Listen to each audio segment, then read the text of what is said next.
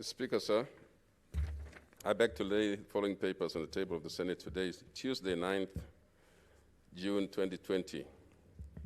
1. The public health COVID-19 restrictions, movement of persons and related measures, Nairobi metropolitan area, extension order number 2 of 2020, legal notice number 89 of 2020. And 2, the public health COVID-19 restriction of movement of persons and related measures, Mandera County extension order 2020, legal notice number 85 of 2020. Thank you, Speaker.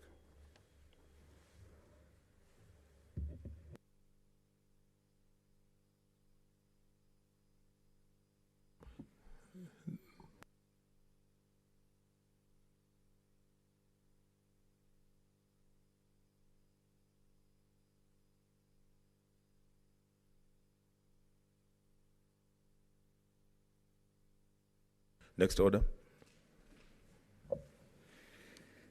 Order number 6, notices of motion. Order number 7, statements. Honorable Senators, before statements, I have a communication to make. You will recall that on 31st March 2020, I issued communication setting out guidelines to facilitate the smooth flow of legislative business in the Senate, plenary and committee sittings, taking into account various measures that have been put in place by the government to combat COVID-19 pandemic. These guidelines were developed after consultations with and on the advice of the Minister of Health, who had inspected the parliamentary precincts and provided us with a report on the state of the parliamentary precincts and the conditions to be met to facilitate plenary and committee sittings. Honorable Senators, in the communication issued on 31st March 2020, I indicated that the chamber had been reconfigured to seat a maximum of 28 senators only. Accordingly, the Senate Majority Leader and the Senate Minority Leader were requested to consult and designate the 28 senators who were to attend the Senate plenary sittings. The Sergeant-at-Arms was accordingly directed to ensure that only the 28 designated senators attend plenary sittings. Following concerns raised by a number of senators on the need for all senators to participate in plenary sittings, and following a resolution by the Senate Business Committee on 20th May 2020, arrangements were made in light of the COVID-19 pandemic situation in the country and in line with the health and social distancing protocols and contained in the guidelines issued on 31st March 2020 to ensure that all senators have an opportunity to access the chamber and participate in the Senate plenary while within the precincts of the main parliamentary buildings.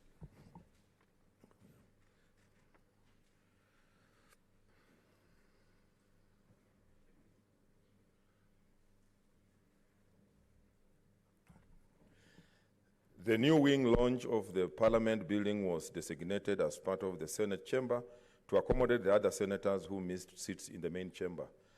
With the exception of the Deputy Speaker, Majority Leader and Minority Leadership, and senators with disability, as well as senators with business on the order paper for the day, who are to take seats in the Senate chamber. Any extra seats in the Senate chamber are now occupied on first-come, first-seat basis. Honorable Senators, for the avoidance of doubt, I direct and reiterate that the health and social distancing protocols as contained in the guidelines issued on 31st March 2020 apply in both the Senate chamber and the new wing launch of the Parliament buildings for all plenary sittings. Senators and parliamentary officers are required to strictly adhere to those guidelines, which were purposely developed to contain the spread of COVID-19. I thank you. Senator Trans-Nzoia, a statement. Thank you, Mr. Speaker. Pursuant to Standing Order 47.1, I rise to make a statement of a general topic of concern. As you may be aware, the World Environment Day was celebrated on 5th of June 2020 with the theme of celebrating biodiversity. This is a reminder that it is time to act to salvage the degraded environments, preserve and protect wildlife, and appreciate nature.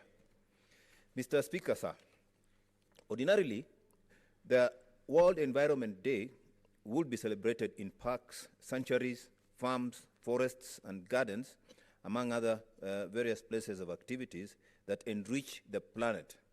However, this year is unique and a wake-up call to realize the significance of green spaces in cities and towns. Mr. Speaker, sir, the COVID-19 pandemic came at a time when the world least expected. It halted every activity and plans. It reduced events to virtual. Curfews, cessation of movements, lockdowns, and restriction to access certain areas left most urban dwellers, especially in Nairobi, to find solace, strength, and revitalize in the few available parks, gardens, and forests, for instance, Karura Forest, Arboretum, Ngong Forest, Nairobi National Park, which attracted stricter measures to avoid overcrowding, which would risk the spread of the virus. Mr. Speaker, sir, adequate protection and preservation of green spaces is essential, thus developing laws and policies that cushion them from degradation, human encroachment, plastic pollution is fundamental. The ban on plastic bags reduced the amount of plastic pollution in our green spaces, but single-use plastics are still a nightmare. Straws and plastic bottles still abound. However, the ban of these single-use plastics in green spaces scheduled to officially take place this month is an answered prayer that will see our green spaces breathe again. Mr. Speaker, sir, action for nature means taking all measures humanly possible to ensure green spaces remain intact to serve present and future generations. It should not, excuse me, it should not take another epidemic or pandemic like COVID-19 for us to realize how essential nature is to our daily lives. Therefore, during this time for nature, may we act for the environment, act for climate, act for the planet. Happy Environment Day and month. Thank you.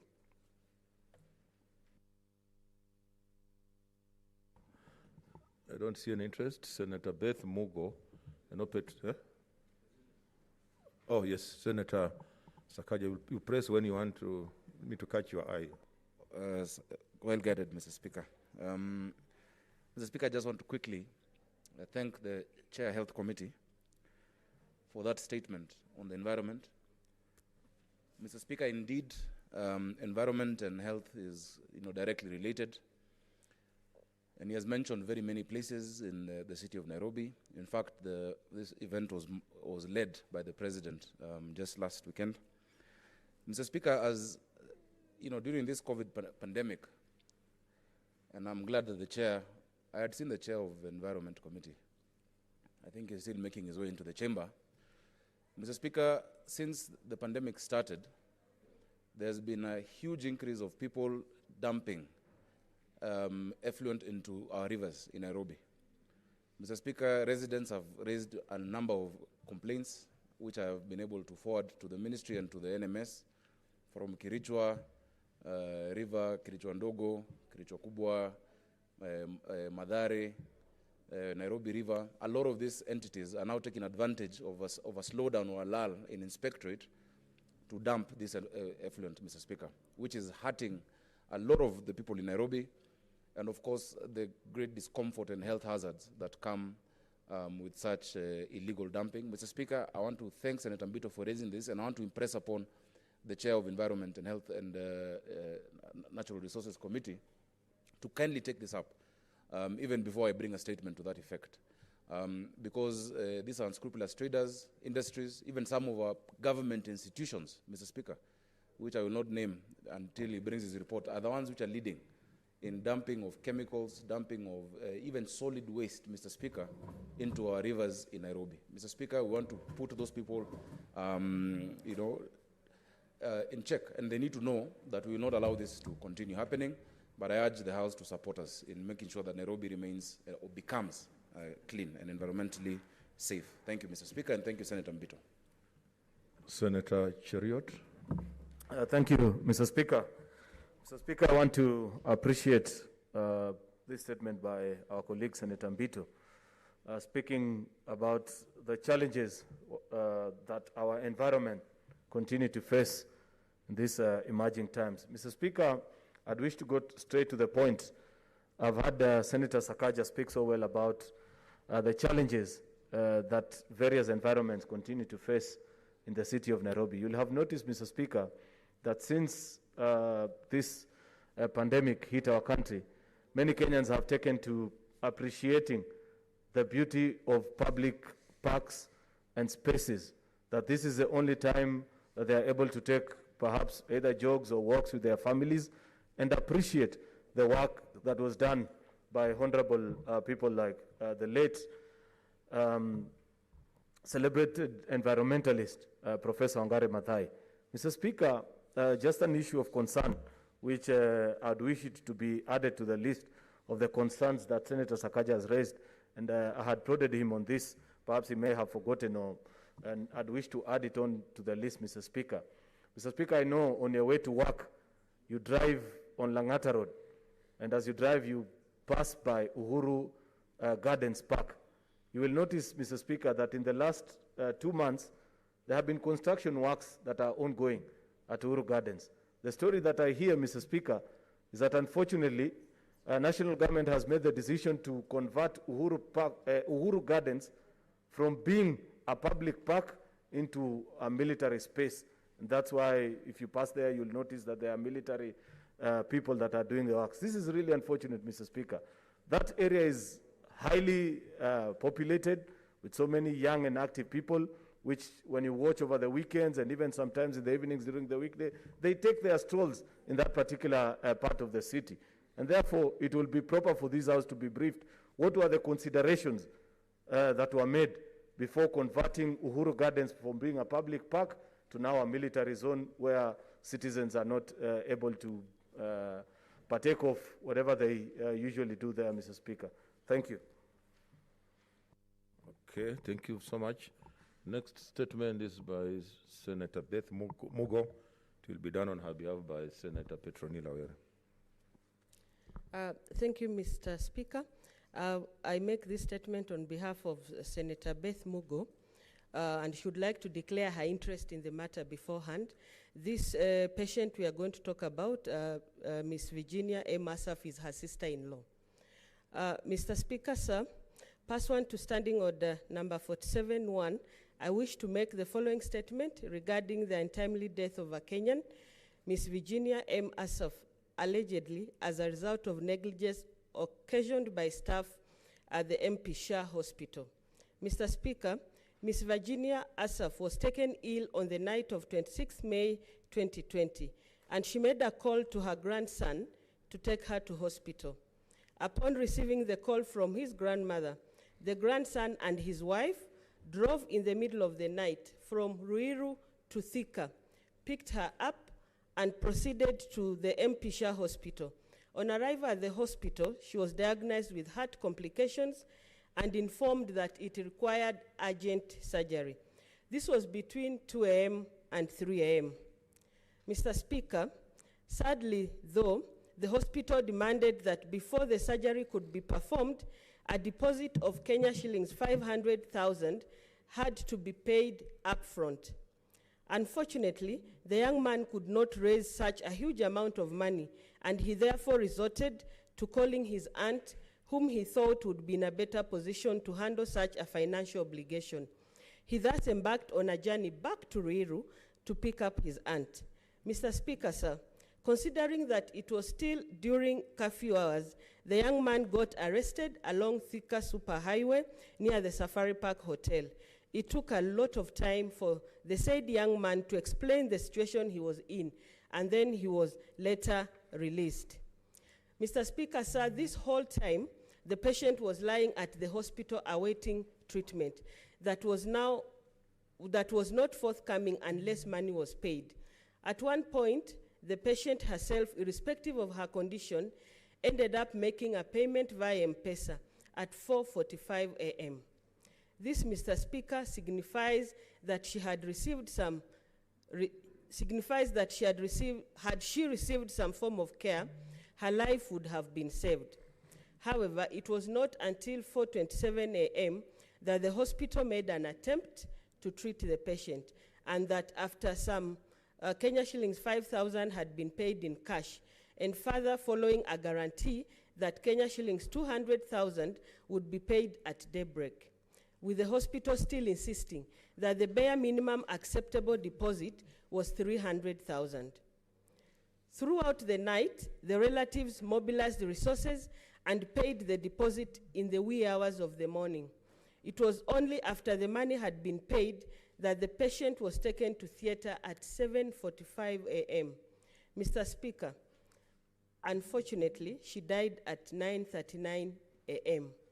That is a death that could have been prevented had the hospital upheld their claim of being a patient-centered hospital that has compassion as one of its core values, and had the attending doctors answered to their Hippocratic oath to which they swear when being commissioned to medical service at graduation. Mr. Speaker, sir, I wish to conclude by requesting you to commit this matter to the Standing Committee on Health in order for the committee to investigate the fact that the hospital caused the untimely death of a patient by putting commercial interests before the well-being of the patient, contrary to Article 43(1)(a) of the Constitution as read together with Section 7 of the Health Act on Emergency Treatment. I thank you, Mr. Speaker. Senator Abdullahi. Thank you, Mr. Speaker. Mr. Speaker, sir, I wish to support the statement. Mr. Speaker, of late, our hospitals are turning out to be more of commercial than assisting very sick patients. In cases of emergency, the law says that the patient should be taken in and be treated. But it never usually happens because they are afraid that these patients might not be able to pay back. We lose a lot of patients in such cases, Mr. Speaker, knowing that even this is a wealthy family, and even Senator Booth Mugo talked to them. Still, it did not work. What do you think will happen to normal Africans who do not have anybody to talk to? I think our hospitals and doctors should do better than this. And the other issue which is there, Mr. Speaker, is that the doctor who's in charge at night should be able to do these things. But if you have to refer to an administrator, because he will be sacked if he doesn't talk to the owner, then what will happen to patients? This is a very serious thing, and I think the committee, our committee, should do a better job on this, sir. Thank you. Senator Orengo. Mr. Speaker, I wish to support this statement. Mr. Speaker, one of the fundamental rights which is articulated in the Constitution is the right to health. But more specifically, in an emergency situation, a patient has a right to treatment, regardless of ability to pay. If a situation is likely to cause death, serious injury, or disability, if not attended to promptly, it is an emergency, and therefore the hospital has to deal with it. They don't have a discretion. Both public and private hospitals have a duty to administer medical care to a person experiencing an emergency. And therefore, I think this message should go out loud and clear to all public and private hospitals, that once you are in the profession or in the business of offering medical care, and the government has given you a license or permission or authority to carry such a service, and it's not a service that you're doing free of charge, it's a service where actually you're doing business, but ultimately the right to attend to emergencies. This is a duty which obliges all hospitals and all medical institutions. And therefore, Mr. Speaker, while the committee will look at this matter, I think they must come out clearly and tell us if probably there is something in the law which is not clear enough. We should then make the law more specific and with sufficient clarity. A lot of people who are in emergency situations in this country die because they cannot be able to pay the kind of money that is required by our hospitals. I have had quite a number of experiences of this personally, taking people to hospitals at times, 4 o'clock, 5 o'clock in the morning. You may be having money in the bank, but because they want cash or some guarantee, at that time of the night, at 4 o'clock in the morning, even let's say midnight, to make financial transactions is not always the easiest. So I hope that this statement will not only deal with this specific case, but deal with how hospitals are not treating emergencies in the way the profession should be doing. Thank you, Mr. Speaker. We shall be having a vote soon, so I want to ask senators to still remain within. Professor Langat. Thank you, Mr. Speaker. I would like also to make my contribution to this particular very important statement of great concern. I want to say, Mr. Speaker, that it's quite unfortunate that the doctors who swore in the Hippocratic oath not to commercialize their services, especially even those who are in government facilities, have put money before life. In fact, this is just one of so many cases that are happening in most of the government facilities. I remember some 2 weeks ago in our county, Bomet, a patient was taken from Nairobi here who was sick, and after arriving in Bomet, he was just admitted to the normal, he was admitted like any other normal patient. After 2 days, the patient died. And after 7 days, when the burial was being prepared, the patient was discovered that he was COVID-19. And that was the first patient in Bomet to have been found with COVID-19.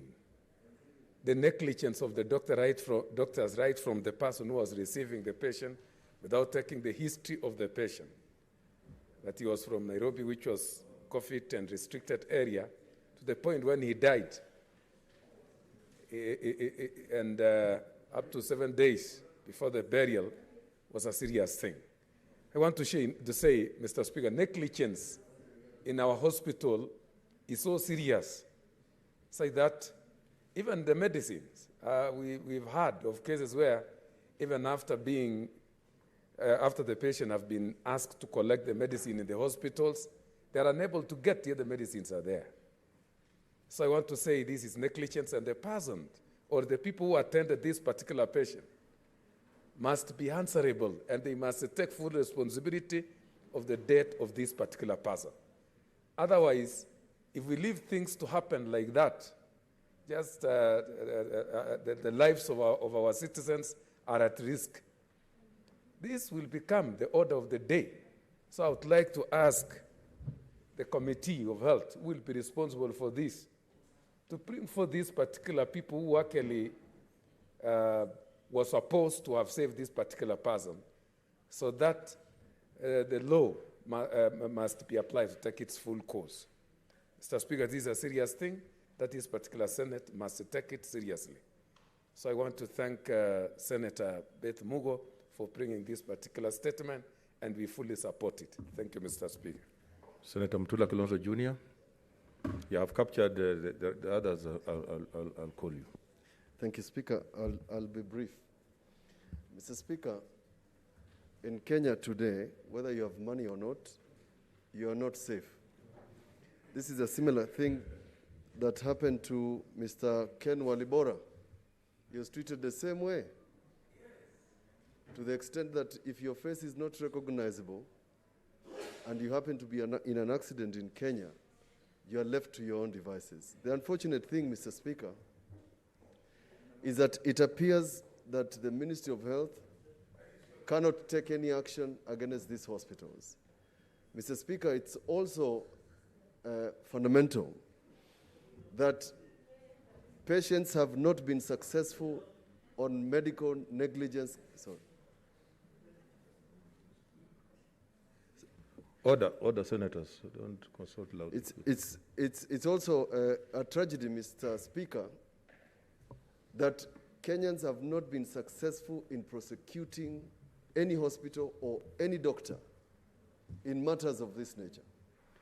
So, Mr. Speaker, as the committee led by a good senator from Trans Nzoia and Dr. Abdullahi checks on this matter, the fundamental question is, what will Kenyans from all walks of life do to ensure, Mr. Speaker, that people can receive emergency treatment irrespective of their status? And Mr. Speaker, this committee is aware of the fraudulent transactions by NHIF, particularly on private hospitals. If we cannot address that out of the NHIF that Kenyans are paying, and some of us who have never used it, these private hospitals are the ones who are receiving the bulk of it because of false claims. And that is where the fundamental issue lies. So we are counting on you two good gentlemen and senators who are doctors to bring us the solutions because you know them. Thank you. Senator Haniri, then Senator Chilayako. Mr. Speaker, what happened to Virginia Asaf is very, very unfortunate. And I'll begin by conveying my message of condolence to the family of Virginia and to the Senator Beth Mugo. Mr. Speaker, this is a death that could have been averted had the hospital acted differently. This is a death that could have been avoided had the hospital put the lives of Kenyans before the economic interests. So, Speaker, what this hospital did is a contravention of our Constitution, as clearly stated by the Senior Counsel Orengo, and this is provided for in Article 43 of our Constitution, and it's very clear. I remember when we were campaigning for this Constitution, this is one of the articles that I cited in all the rallies. I told Kenyans, as soon as we enact this new Constitution, nobody will die because they were not attended to because of lack of money. It is unfortunate it is still going on. Article 43(2) says a person shall not be denied emergency medical treatment. And the word here is shall not be denied. Mr. Speaker, this is a contravention of our Constitution, and it is not an isolated case. This happens every day. So as you commit this statement to the Committee on Health, let them not narrow down just to this particular case. We want to come up with a lasting solution to ensure that hospitals do abide by the provision of the Constitution, and in particular Article 43, paragraph 2. We condemn this in strongest terms and pray that her soul rests in peace. Senator Chilayako. In the meantime, Senator Musuruve should be approaching. Thank you, Mr. Speaker. Mr. Speaker, this is a very sad situation when life is lost because of desire to make money, desire to profit. I think it's very sad, and more so in contravention of the Constitution. The Constitution is the Grundnorm. It's the basis of order in this country and must be respected at all times. Now, my colleagues have spoken about private hospitals where it is prevalent. Medical negligence is prevalent in public hospitals. Women deliver while neglected by medical personnel. Sick people or people who need emergency attention, for instance, people who are victims of accidents, go to public hospitals, and the medical personnel in public hospitals do not give a damn about these Kenyans who get to those hospitals. Now, the committee that is being requested to look into this matter, because 90% of Kenyans go for treatment, emergency treatment in public hospitals, must try and find out whether in public hospitals whether members of the public who we represent, majority of them who do not have means, have a way of complaining about provision of emergency services. I know hospitals in my county, I know in other counties where if you were to be taken there because of an emergency, public hospitals, the nurses, the doctors, nobody would ever attend to you. You are left at your own, the mercy of your own people, and more particularly the mercy of God. So it is important that as we investigate and deal with the private hospitals, to also look at this negligence, this criminal behavior in public hospitals, so that we do not have Kenyans dying in them.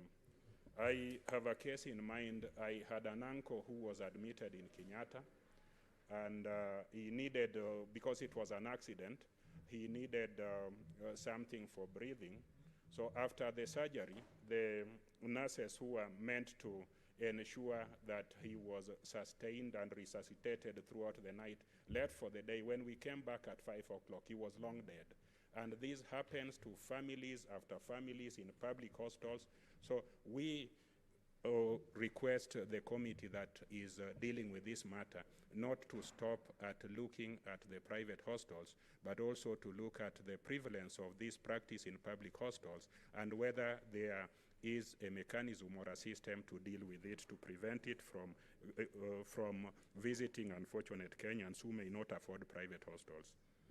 Senator Farihia, then Senator Musurve, then Malala. Thank you, Mr. Speaker. For sake of time, I'll just give additional information that I got on the patient, because other senators have already spoken on other issues. Mr. Speaker, one of the relatives of the patient called and identified, and a prominent person called and said that this money will be paid in the morning, talking to the doctor in charge. And then that doctor said that he cannot make that kind of decision, and that the only person who can make that decision is the credit controller. And when the family asked for the contact of that credit controller, they refused to give. Mr. Speaker, and then when finally they got the money and they wanted to pay, because the shift had changed, they were told to queue again for payment before, because there were other people in front of them, and all that culminated to delays, Mr. Speaker. And Mr. Speaker, finally, I think, like it is stated in the statement, after the payment was made, when it is in the morning, is when she was wheeled to the theater, and I am sure the rest of the story is in the statement. Mr. Speaker, I think Adam Smith once said, business of business is business. But when life is involved, Mr. Speaker, I think from our hospital we need a little bit of sympathy for the people who are relatives and that person who is about to die and who could have been saved, Mr. Speaker. Mr. Speaker, with those few remarks, I thank you. Okay, let's keep them short. Senator Musurve. Yes, Shionga, I've captured you. Thank you, Honorable Speaker, for giving me an opportunity to support this statement. And this is a statement that should not be taken lightly, Honorable Speaker. And when it comes to human life, medics should know very well that they should conform to the swearing in that they take when before they begin their job. They actually said that they affirm that they're going to take care of lives, they're going to save lives, and so they should actually stick to what they confirm before man and God. It is unfortunate that at MP Shah Hospital, the medics decided to be money happy, and they took the issue of money in front of saving human lives. Article 43 1 states clearly that everyone has the highest attainable standards of health, and medics should know very well that theirs is a calling, Honorable Speaker. It's not a matter of money, it's just a matter of saving lives. Not everyone has that gift of, putting others first. So I want to condemn that act, and also want to suggest, Honorable Speaker, that in states of emergencies, and especially during, such pandemics, the government should put mechanisms in place that really speak to issues of emergencies, so that in a situation where there's an emergency, even when there's a curfew, at least there should be a window where there's a telephone number where people can speak to and talk about the issues they have in terms of emergencies, so that we're able to save lives, Honorable Speaker. I think we need to be our brothers' keepers. I actually support this statement. It should go to the right committee, and even in the committee should also bring out the issue that the hospitals should, first of all, listen to people with such like problems, people with patients, and even taking the little money they have, so that they can even pay in installments, as long as we save these lives. These lives matter so much, and as Kenyans, we have to see how to protect each other. Thank you, Honorable Speaker, for the opportunity. Senator Malala and Senator Olekina should be approaching. Thank you, Mr. Speaker. Mr. Speaker, as Senator Petronila was reading this statement, I was pensively listening, Mr. Speaker, and my heart was soaked in a pool of sorrow, Mr. Speaker. Mr. Speaker, it is common knowledge that it is a prerequisite for all the doctors to take the Hippocratic oath, whose principles are held sacred and not limited to treating the sick to the best of one's ability, preserving the patient's privacy, teaching the secrets of medicine to the next generation, and so on.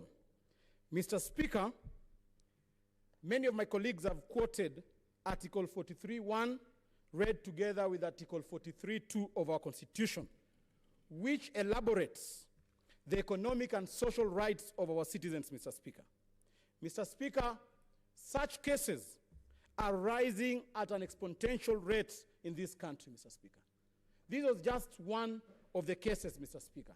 But we have thousands and thousands of such cases whereby patients are being taken to hospital, they do not have money to deposit, and they lose their lives on the bench, Mr. Speaker, waiting for treatment.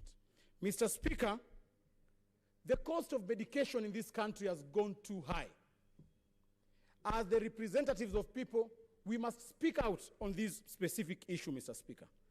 Mr. Speaker, this House always passes the county allocation revenue bill, which entails conditional grants to level 5 hospitals in our respective counties, Mr. Speaker.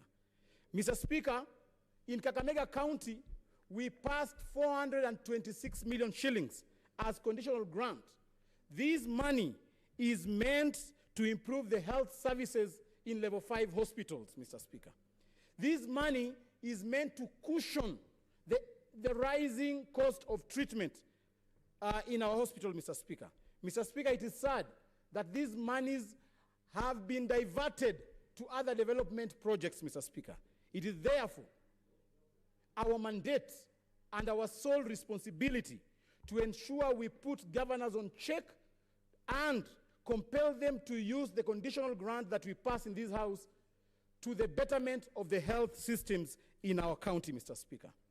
Mr. Speaker, to those doctors who have fronted their greed of money at the expense of life, I want to tell them one thing, that what kills a man always begins as an appetite. Your appetite for money is the genesis of your journey to your grave. Thank you, Mr. Speaker. Senator Shionga.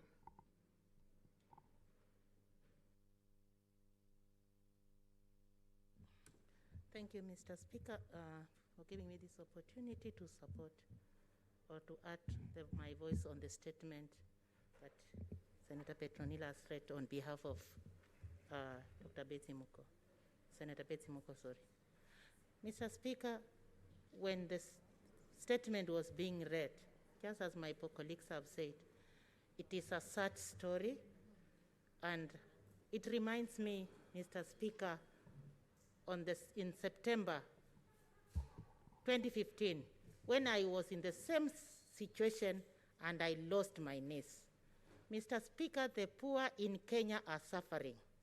And the healthcare, the story of the healthcare in Kenya has really broken down. Mr. Speaker, despite the spirited raising efforts of this family to a tune of getting the money that they raised, Mr. Speaker, MP Shah could not have stopped functioning because of 500,000 to perform the surgery. Mr. Speaker, it is worse that if you don't have money in Kenya, if you don't have money, then the hospital is not a friendly facility for you. It is the highest time, Mr. Speaker, that when our healthcare workers, when they are commissioned to the health services that they owe their allegiance through their oath, it is the time when they need to remember what they owed or what they swear to. Mr. Speaker, it is a sad story that this lady passed on, and nobody is there to compensate them. When they rush to the lawyers, or when most Kenyans rush to the lawyers, the same thing happens, that they are exploited for them to get a right. Mr. Speaker, I want to say that when this statement comes to the committee that I sit in, the health committee, we are going to look into the matter and let us put our minds together, putting into consideration that many have contributed and many are wishing to contribute, so that we rebuke, as much as we are rebuking this statement, we want to get to the root cause of this, because our healthcare system is not a money-making profit. It is a facility that is supposed to support our people, achieve the lifestyle, achieve the health status that they need. Thank you, Mr. Speaker, for giving me this opportunity. Okay. I support the statement, and we shall look into the matter. Thank you. On this statement, we shall now have Senator Ledama, then I'll commit it. We'll go to order number 9, 10, and then come back to statements.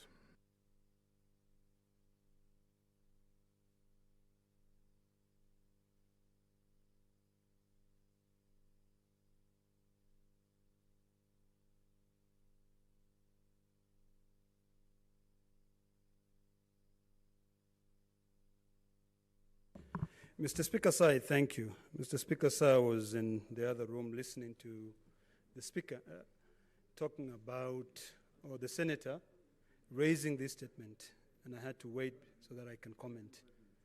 Article 43(2) of the Kenyan Constitution gives every Kenyan a right to emergency medical treatment. And when I hear that a patient was at a hospital and because of a delay of raising funds, that patient could not be given access to medical services, that hospital does not deserve to have a license.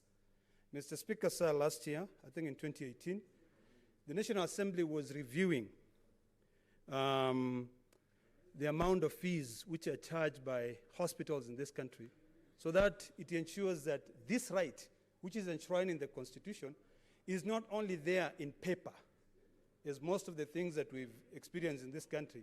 They are simply written, but in practice, you cannot be able to really enjoy the freedoms.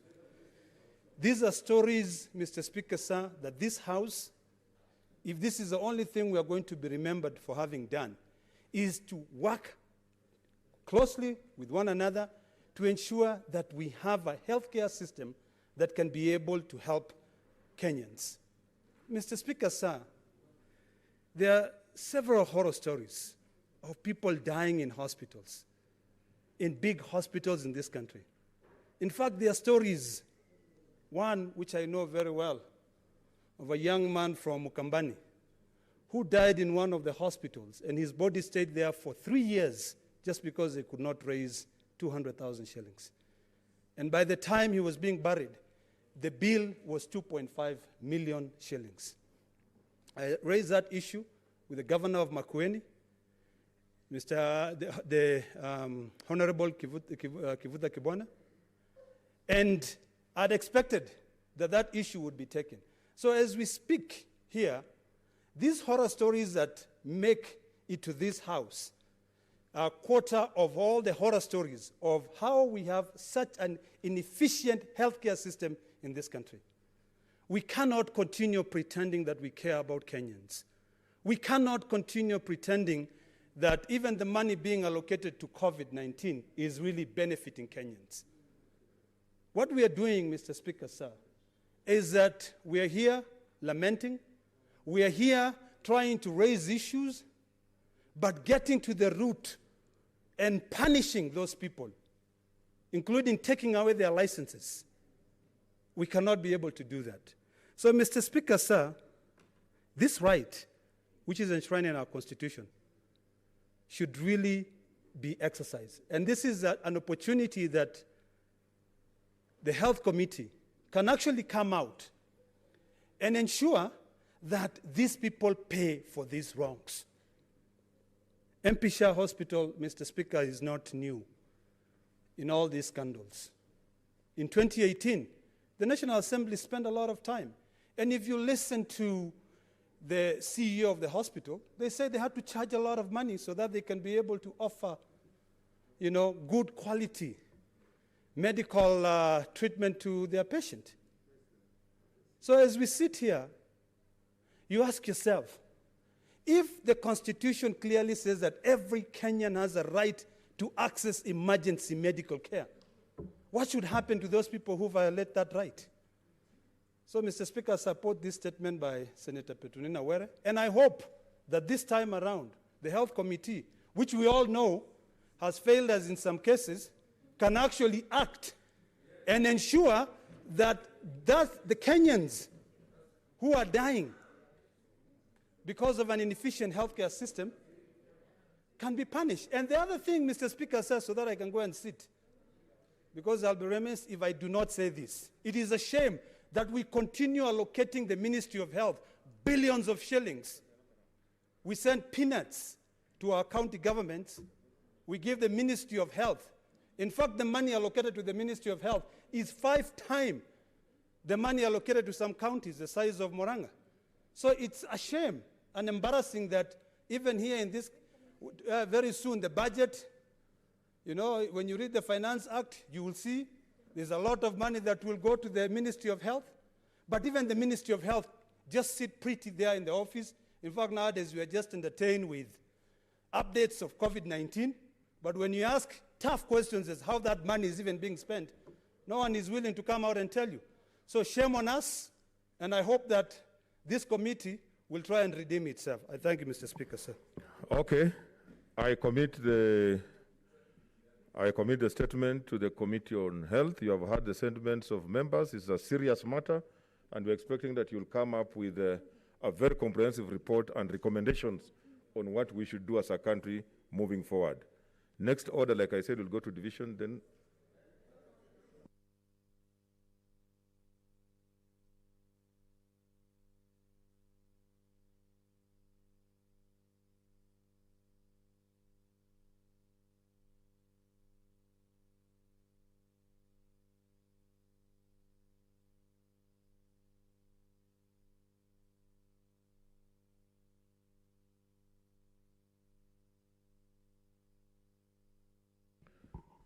okay, next statement. I think we have a problem with numbers. Next statement, Senator Alice Milgo.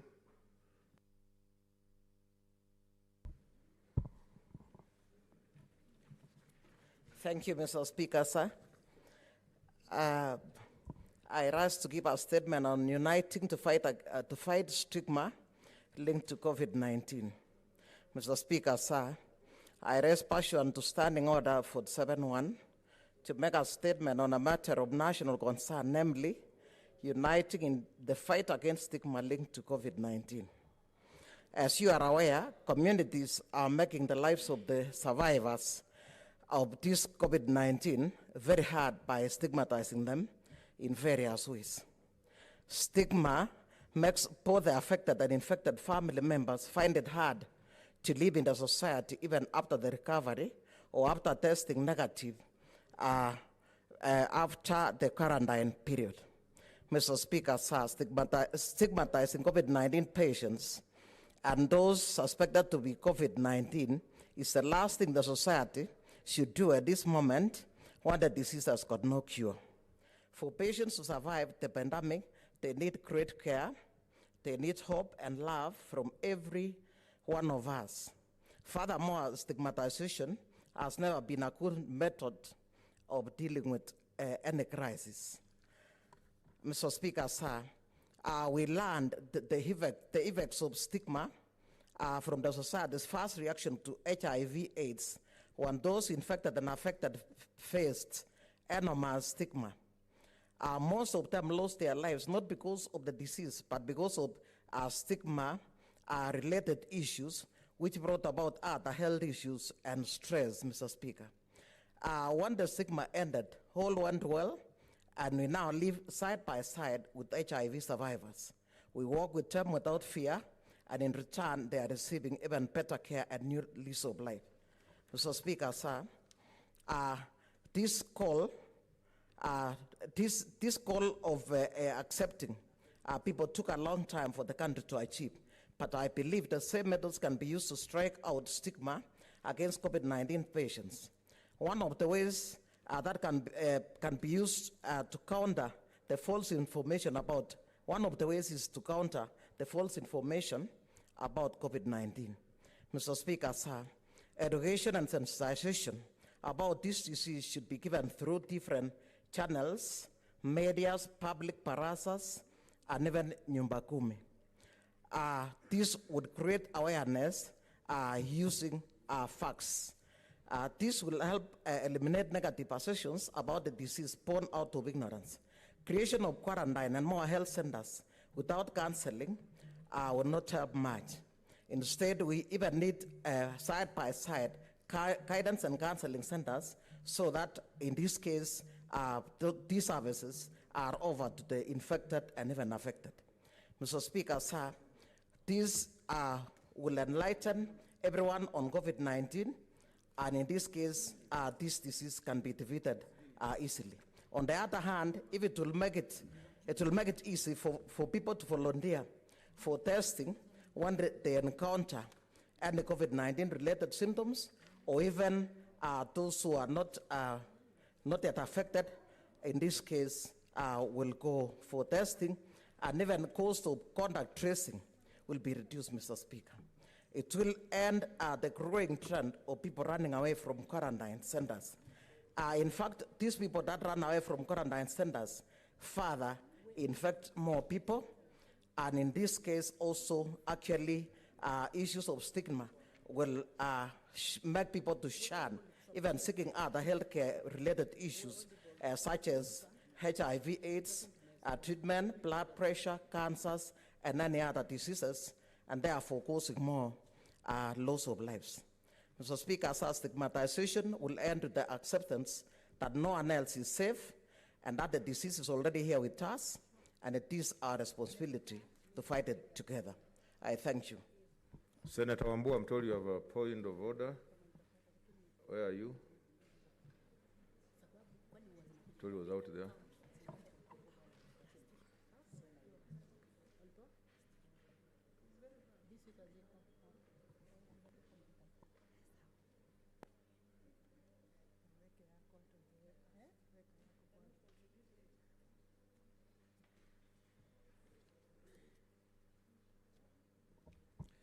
I thank Mr. Speaker for this opportunity to raise a point of order, Mr. Speaker, on a matter of my statement that I requested more than 3 weeks ago.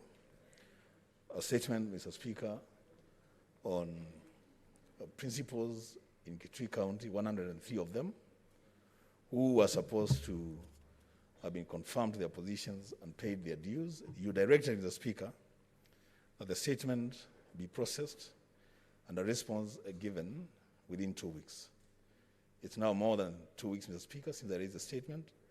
I have not had any response, and the teachers are anxious to know what has happened to their statement. Mr. Speaker, I want to seek indulgence to direct that I receive a response on that statement. Thank you, Mr. Speaker. Okay, I think I'll give a ruling once I get I get the Secretariat to brief me, Senator Ochilo Ayako, then Senator Dulo. Thank you, Mr. Speaker. Mr. Speaker, stigma is a very serious thing. And once people are viewing something,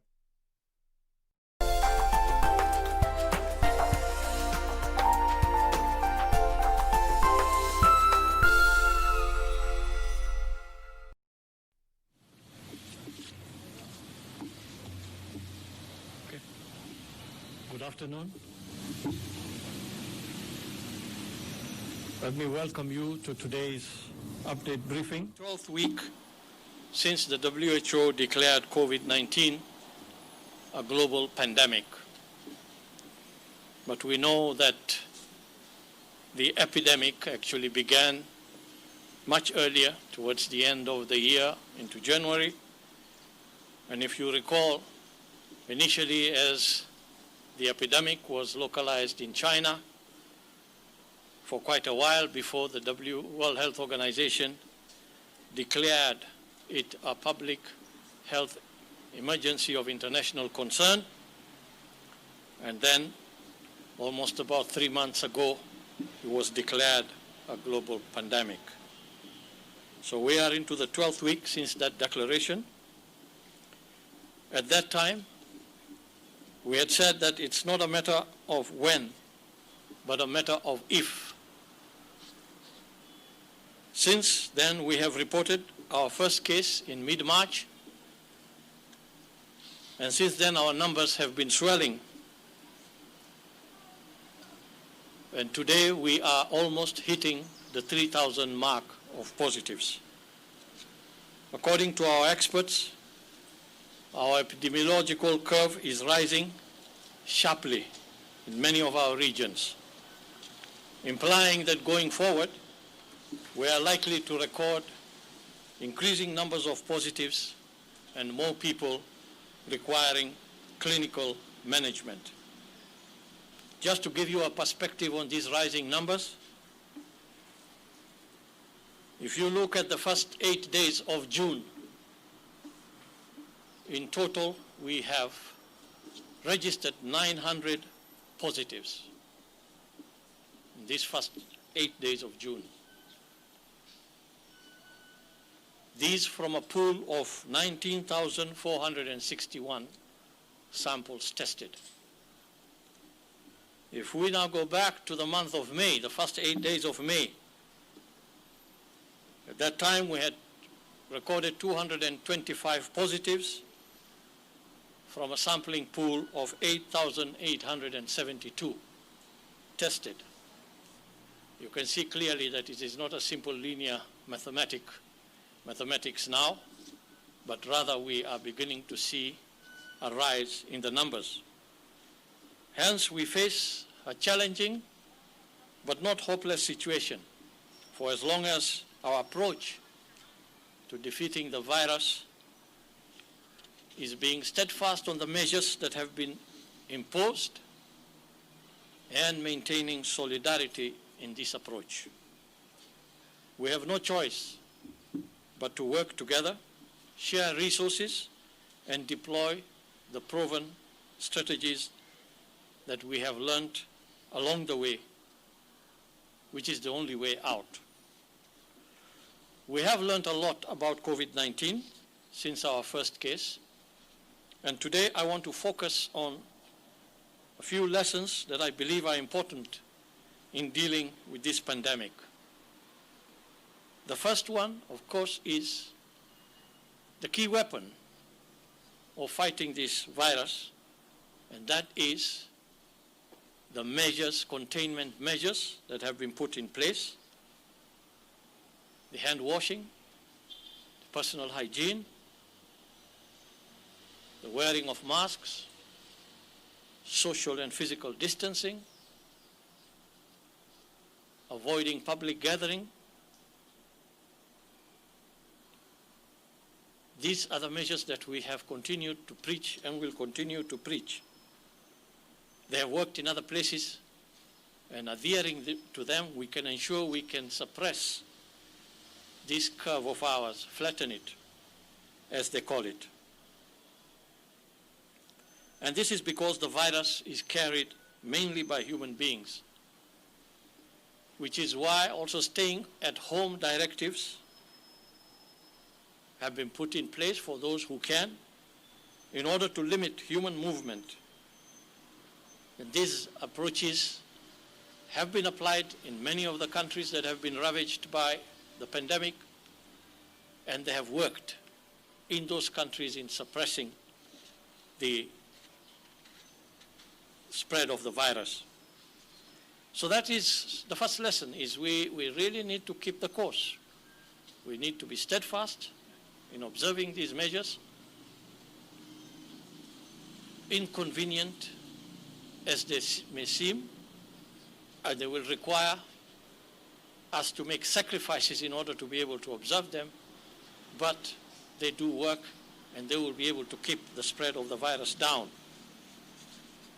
However, when we stay at home, we have seen where, for instance, stay-at-home restrictions that were placed in some countries and some of the measures that we have mentioned have been lifted. There was an upsurge in the number of infections. I think most of you are familiar with what has happened in a number of countries that had managed to suppress the virus. But on easing some of these measures, there was a resurgence or spikes in the infections.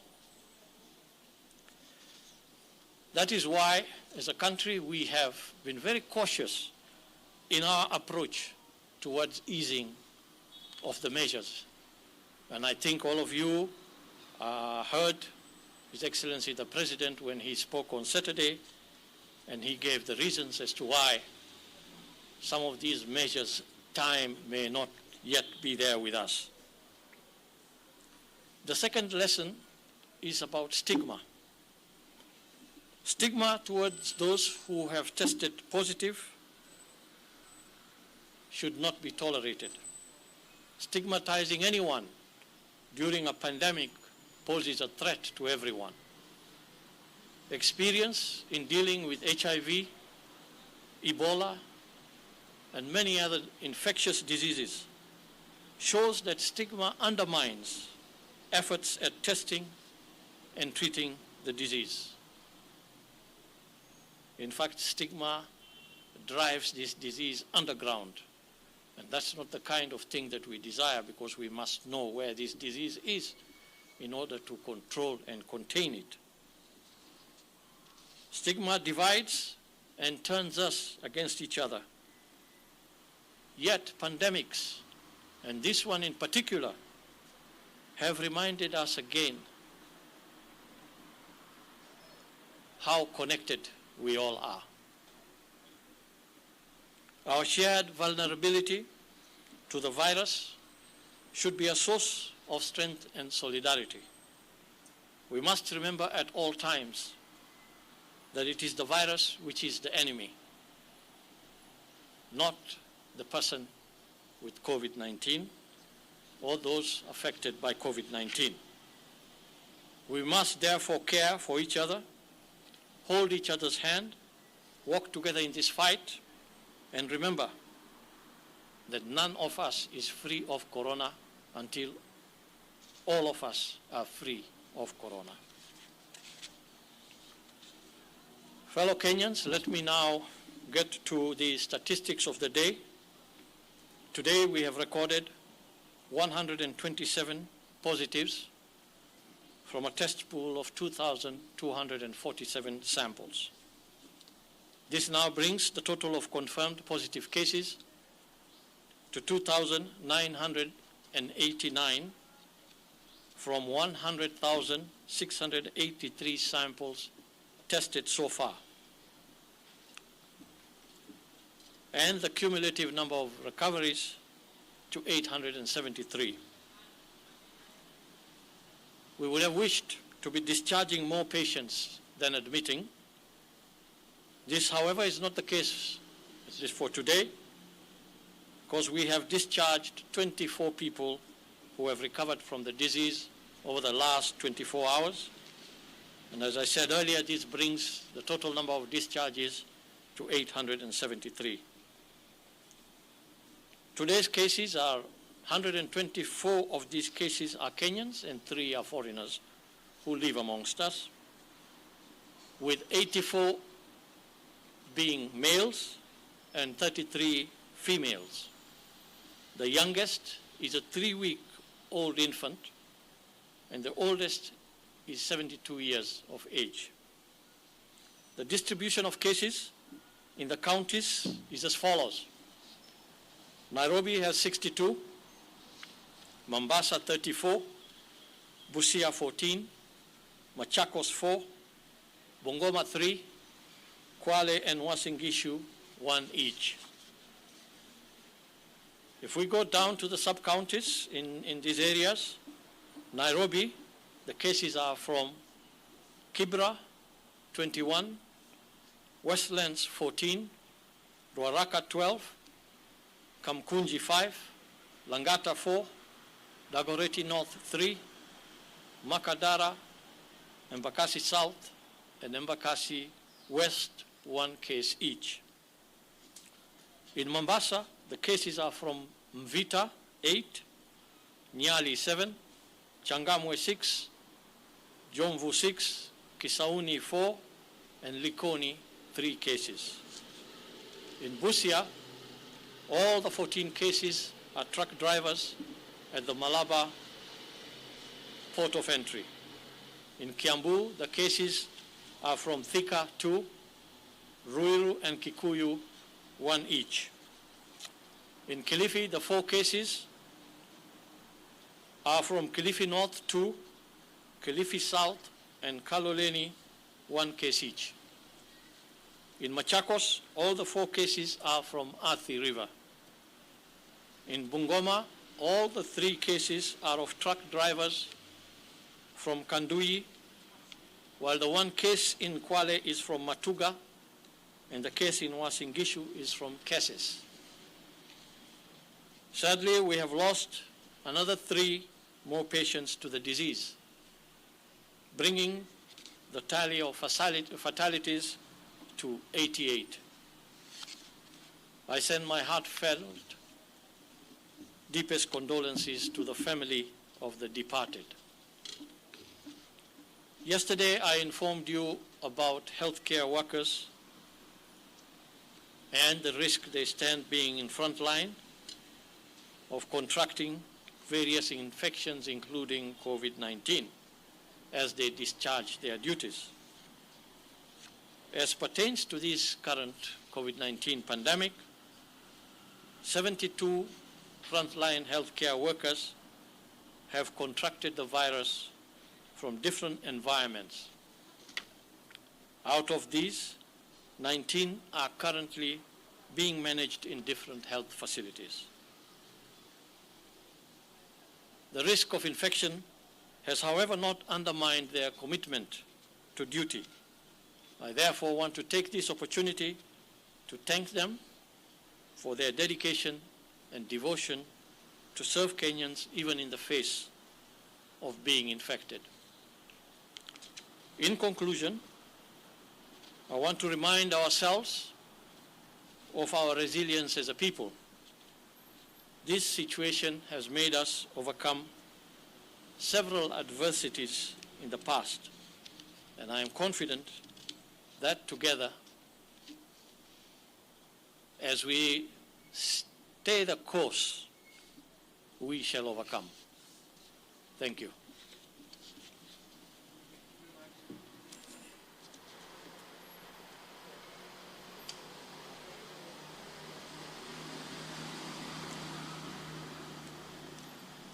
Thank you so much. My name is David Mudhoka from TV47. I have 2 questions.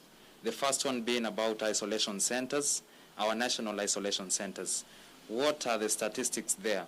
Bearing in mind that as of last week Thursday, we noticed that at KUH we had just 3 vacant beds for people who've contracted coronavirus. Still at Siaya, which has a 10-bed capacity for some of the people who get infected, we saw that as at Saturday, we had just 1 vacant bed for somebody who could contract coronavirus. Then the second question is about Isili, where we've seen a relaxation of some of the containment measures. There are fears of a resurgence, bearing in mind also various capitals within the world did that, and then there was a resurgence. What are the measures to avert potential resurgence within Isili?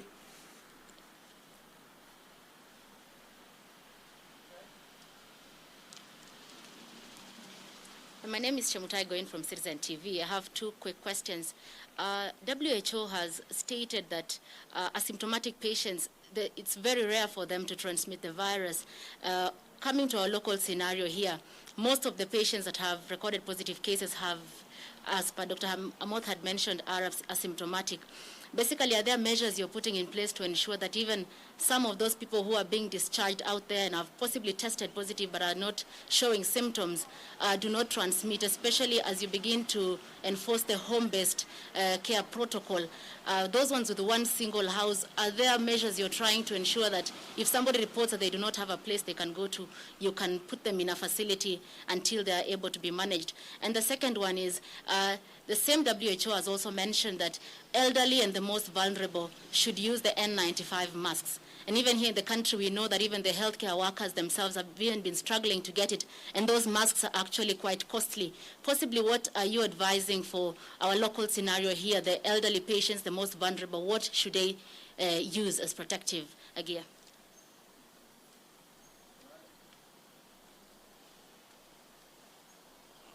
Thank you so much. For the truck drivers, and especially the measurements at the borders, we're still registering confirmed cases in Busia and Bungoma. This was not meant to be the case because you initiated a program whereby testing is going to be done at the point of origin.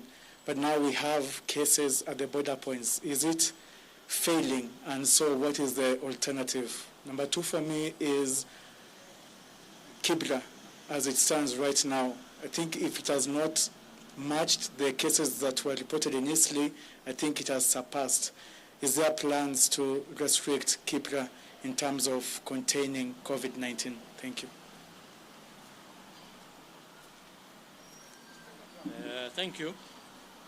I will begin with responding to Seth's question on truck drivers.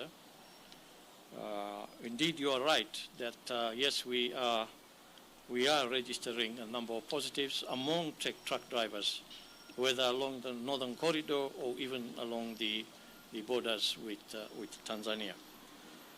And of course, when you deal with truck drivers, it is several considerations come into play, because truck drivers are also part of they are involved in the trade that exists between the states and the flow of cargo across borders.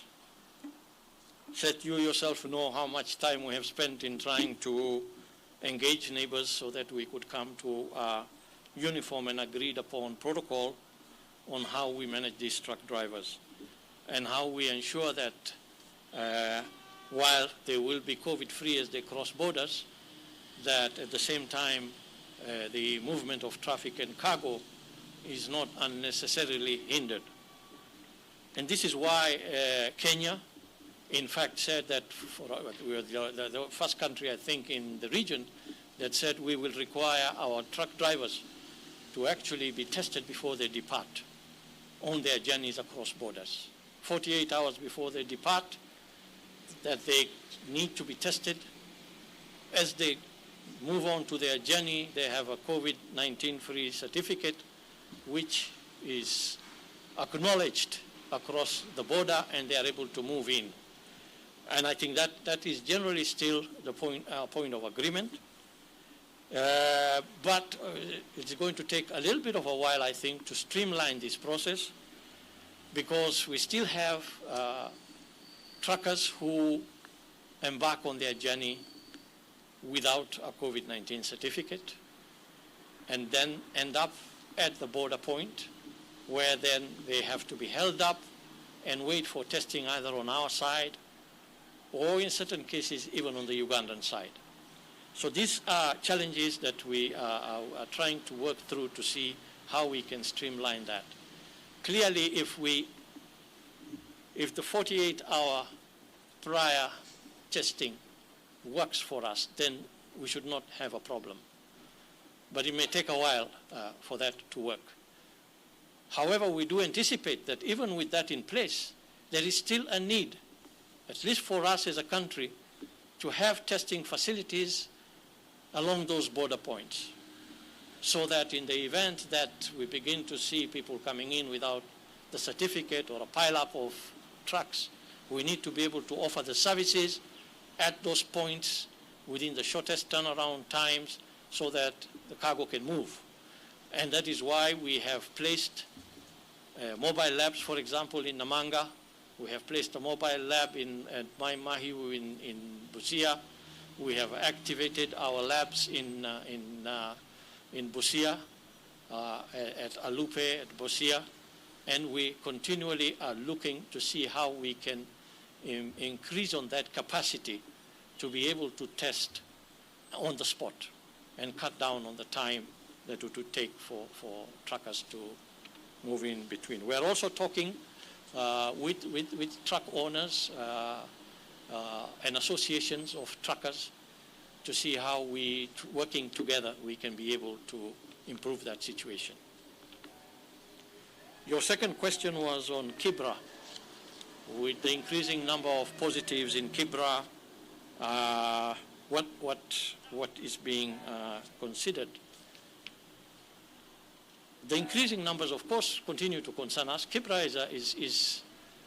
is one of those informal settlements that we have been very concerned about. And there are a number of informal settlements in our urban areas. We are all very aware of the conditions in those informal settlements. We are also aware of the livelihoods of people who live in those settlements. These are basically people who live from day to day, having the need to be able to go out and work and bring back something that the family can eat that day. So the circumstances surrounding informal settlements and the considerations that will need to be looked at and are being looked at are slightly different from some of the other areas that we have talked about before, where we have been able to put some measures. It's a slightly different area, and it needs a different look before we can be able to come up with a plan on what we need to do there. But clearly, it's something that is under discussion. It is something that we are looking at very carefully to see how we can approach containment of the spread of the virus in situations like that. Because today it may be Kibra, tomorrow it may be Madare or somewhere else. And we know that those scenarios are likely to unfold as we move forward. Okay, let me go to the question by Rachel of Citizen. No, it was David Mutoka of TV47. You wanted to know about the status of our isolation centers and what bad capacity we have. I think I will pass that over to Dr. Kuria, who might have the numbers and statistics to respond to that. Your second question was ISLI, that we have now lifted. 2 days now, isn't it, since we lifted the restricted movement in ISLI. What would happen if there is a resurgence?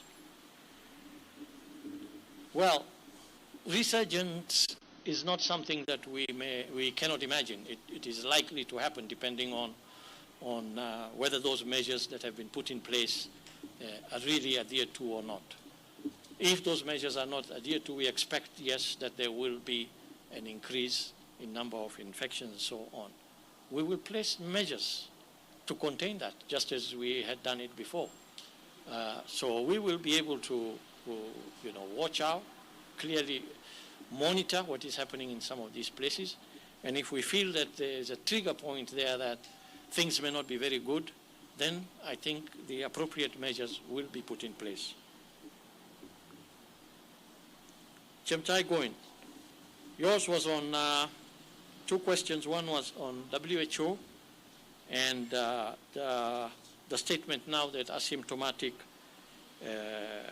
patients may not be high risk in terms of transmission of the virus. And how do we then respond to this new information? What I can say is that, with COVID-19, there are very many unknowns, and there is still a steep learning curve on how this virus behaves, how it behaves in different settings, and what that means for us. This information that has now come out from WHO, I'm sure is an observation from many different places, perhaps, but the evidence is still to be gathered. Sufficient evidence is still to be gathered to be very clear about what an asymptomatic status means. What does it mean? We know we can pick a virus in an asymptomatic.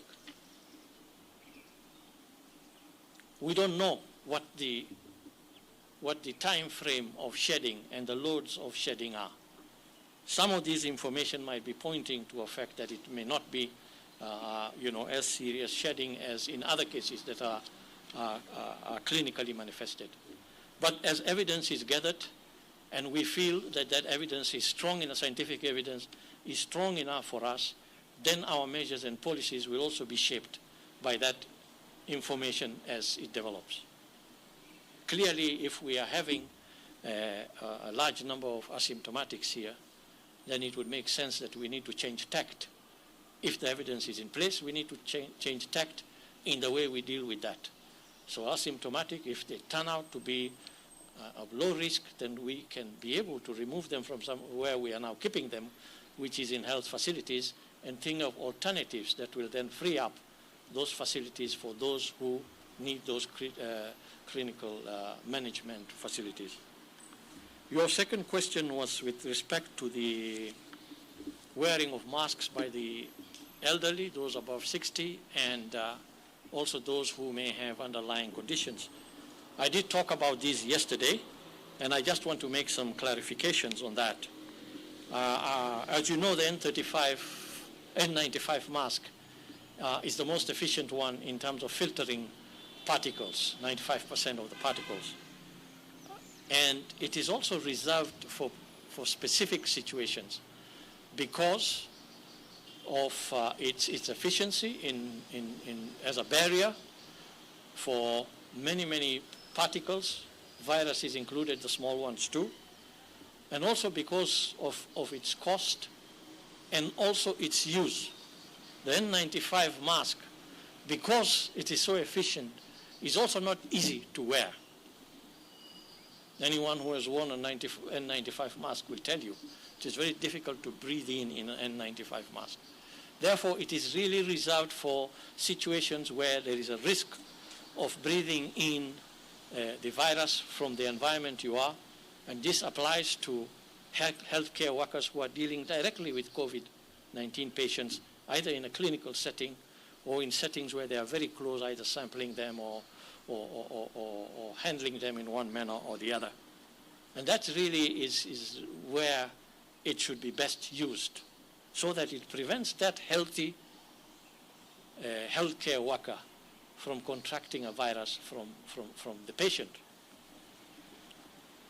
Yes, you could say it could also be used by that patient shedding, but really if one person who is a healthcare has it, I think that is good enough. The one who is shedding may have a great difficulty actually using that mask. In terms of the elderly, we have said the best advice to the elderly is stay at home. Stay at home. That's the safest place to be. Stay at home. If you do have to go out, then wear these surgical, or they're also called medical masks, 3-ply, just like other people as you go out for a short walk or a short trip outside. These are good enough to be able to protect you. However, it's also a matter of choice. There may be those who feel so concerned that they may really want to protect them, and that is a matter of choice really, and it's upon the person if they want to use an N95 there will be some inconveniences in use of an N95, as I have mentioned, because it's not a mask you can keep on for a long time. It also restricts the level of breathing that you can get. So according to what now the WHO has put out, and it is a measure that the country put in place even before the World Health Organization now accepted that wearing masks could possibly be one of the ways of safeguarding yourself. We have put that measure in place. When in public places, wear a mask.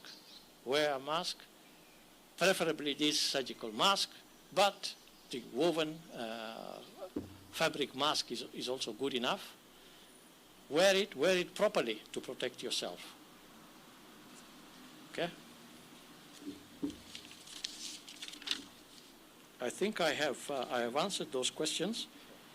So I will now hand over to Dr. Kuria, and maybe he can respond to the numbers on the question on isolation facilities and the capacity that we have in these isolation facilities.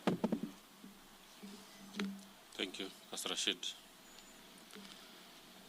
I believe the concern with isolation facilities is related to the directive from the head of state, His Excellency the President, Uhuru Kenyatta, on the need for county governments to scale up their isolation bed capacity by 300 beds each. Let me say here that since the beginning of the response to COVID-19, the National Task Force has given guidance to counties to identify and equip quarantine and isolation facilities in each county. And there has been a team that has been going out to assess and ascertain the status of these isolation and quarantine facilities in terms of standard was based on the requirements as provided for isolation and quarantine facilities. And it did confirm that a number of them, of course, may not have met the standards, and they have revised this. And we can confidently confirm here that, so to date, we have more than 101 quarantine facilities across the country, and at least 50 isolation facilities across the country, with a total bed capacity of up to over 3,700 beds. This is what guided the directive given on Saturday, that we need to scale up this isolation bed capacity, considering the modeling data that is now available, that projects that the number of cases requiring hospitalization and ICU care is going to surge in the coming few weeks. And no wonder then that even the restrictions were put in place to try and limit this surge, or at least delay it and prepare and give time for counties to prepare themselves for this surge. So there is adequate capacity, and going by the numbers of patients who are in hospital today, you can obviously say that indeed there is still capacity across the country. But you may have learned that a number of them, Nairobi and Mombasa, may already have been starting to feel the effect of the increasing numbers of these cases. So capacity is still there, but as we go on and start expecting the surge in the coming few months, yes, we need to scale up the existing capacity from where it exists today. Thank you.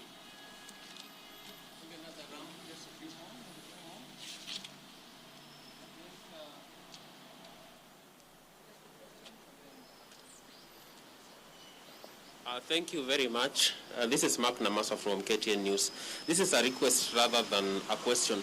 Would we be able to get the numbers of the people tested per sub-county? Because it might not, if we have overall numbers, it might not give the true impression, because people in the countryside know everyone in Nairobi has COVID-19. Thank you. My name is Purity Museo from KBC. two concerns. One, there is a 14-day quarantine that was imposed by the government, especially on the people that are being evacuated from other countries. Just a clarification, are they enjoying the free quarantine services from government facilities, or are they still paying for it? And number two, about 873 people have been discharged from hospitals. How are they faring on? Do we have any of these patients that have been reinfected by corona? Because yesterday there were pictures going rounds on Facebook that a certain patient who had been discharged from one of the facilities had unfortunately succumbed days later.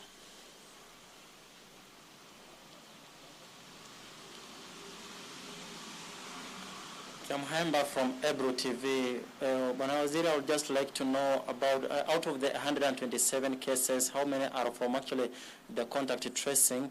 And then maybe for the Kibra 21 cases, are they as a result of the mass testing? And then Kenyans are just asking all the Kibra people, is the situation out of control for Kibra? Because for the last 3 weeks we have been announcing that, okay, we shall be deliberating on whether to add additional measures for the Kibra people. Is the situation in Kibra out of control? Okay, thank you. With regards to the numbers tested per sub-county, I think this is information that can be provided. We will be able to break down and be able to share this information once we have broken it down to the numbers that are tested in each of those sub-counties.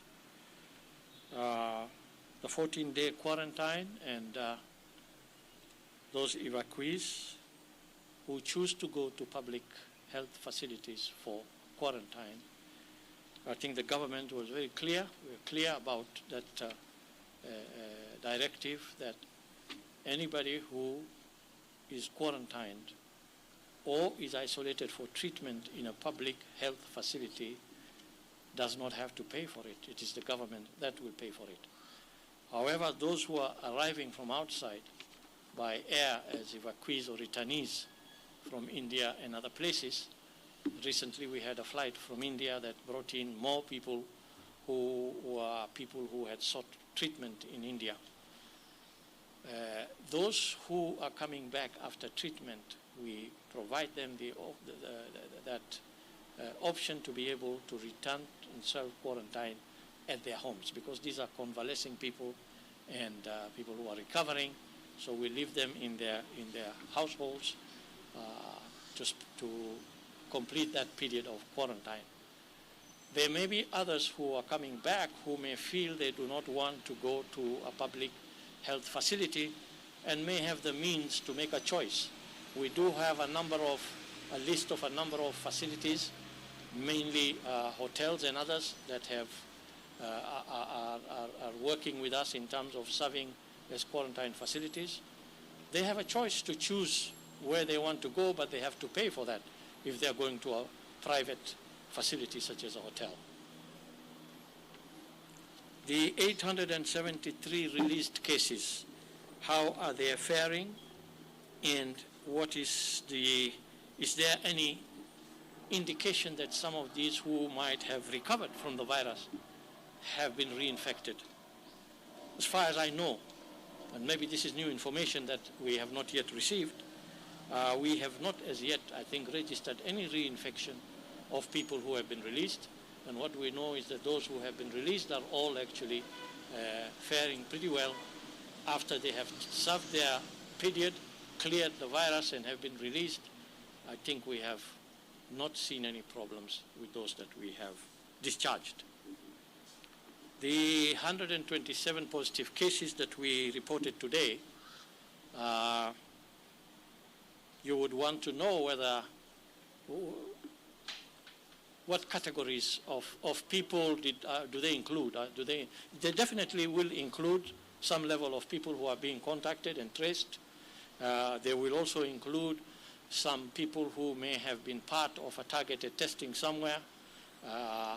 So this desegregation of the numbers, we can also work on that and be able to tell you how many of these actually were contact tracing, how many of them were people who presented themselves voluntarily for testing, and so on. I think that disaggregation is happening. We can share that information once we have it. The issue of Kibra's numbers today, the increasing number, and the numbers particularly today, you wanted to know whether those are part of the mass testing or they are part of just routine contact tracing. The numbers were not too high today, if I recall, for Kibra. I believe that many of these numbers which we are reporting today, we have to remember that we have had a backlog as well. We have talked about that. So some of these may contain some samples from targeted testings that were part of that backlog. But there will also be those that are coming from regular rapid response teams, tracings of contacts and getting those samples from the contacts. So it will be a mix of the two, if I would say, for Kibra in this case. And then you went on to say that we've been talking about Kibra for a while. What are we going to do about it?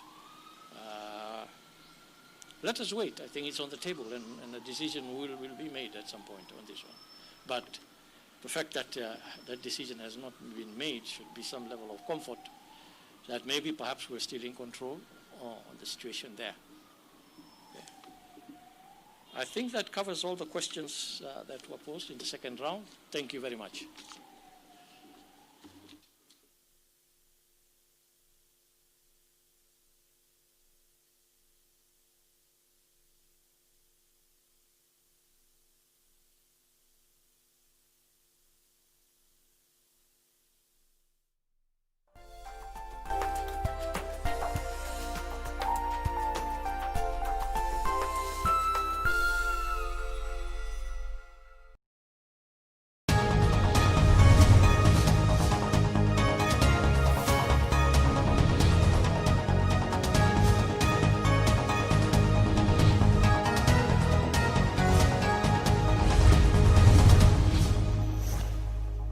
The question that clause 9 be part of the bill. Amendments by the chairperson Hado Committee. Thank you, Madam Chair. I propose that clause 9 be amended as per the order paper. I put the question that clause 9 be amended as proposed by the chairperson, division at the end.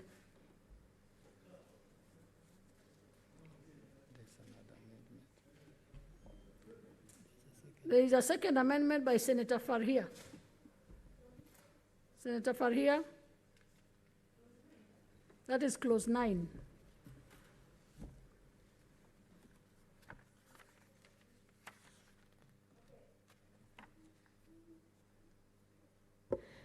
I move the amendment as per the order paper. I propose a question that clause 9 be amended as proposed by Senator Farhia.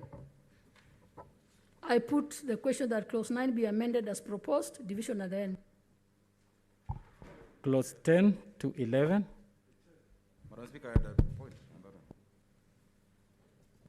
Senator Sakaja, you had something on clause. Yeah, before you put the question, Madam Speaker, I just wanted to state that the committee has no objection to, for the record, the committee has no objection to Senator Faria's amendment on clause 9. It's just an addition of one of the sub-clauses. Okay. Clause 10. Clause 10 to 12. I propose the question that clause 10 to 12 be part of the bill. I put the question that clause 10 to 12 be part of the bill, division at the end. Clause 13.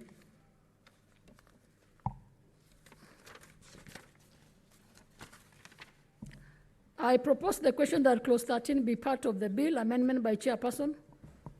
Madam Speaker, I propose that clause 13 be amended as per the order paper. The essence of these amendments is to make sure that there are reports to Parliament by the national government during a pandemic twice a month, as well as reports on expenditure and resource mobilization, so that we can have accountability and transparency during the time of a pandemic. I propose the question that clause 13 be amended as proposed. I put the question that clause 13 be amended as proposed, division at the end. Clause 14 to 18. I propose the question that clause 14 to 18 be part of the bill. I put the question that clauses 14 to 18 be part of the bill, division at the end. Clause 19. I propose the question that clause 19 be part of the bill. Amendments by chairperson. Madam Speaker, I propose clause 19 be amended as per the order paper. I propose the question that clause 19 be deleted.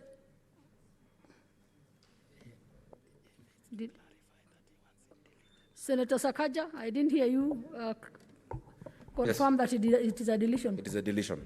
Okay. Actually 19 to 24, but we'll go step by step. Though I think we could have done all of them. It's the same I amendment. propose the question that clause 19 be deleted. I put the question that clause 19 be deleted, division at the end. Clause 20. I propose the question that clause 20 be part of the bill. Senator Sakaja. Madam Speaker, I propose the deletion of clause 20. I propose the question that clauses 20 be deleted as proposed.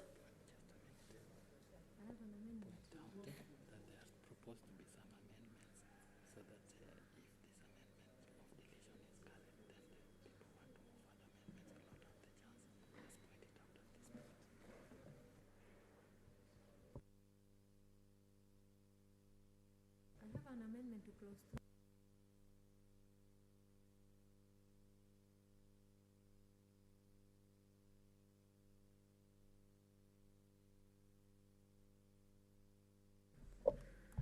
Senator Sakaja and the rest of the senators on clause 20, Senator Beth Mugo and Senator Farhia had proposed amendments. But if Senator Sakaja, you're deleting the clauses, then there will be no need for deletion or for proposed, there will be no need for proposed amendments by Senator Beth Mugo and Senator Farhia.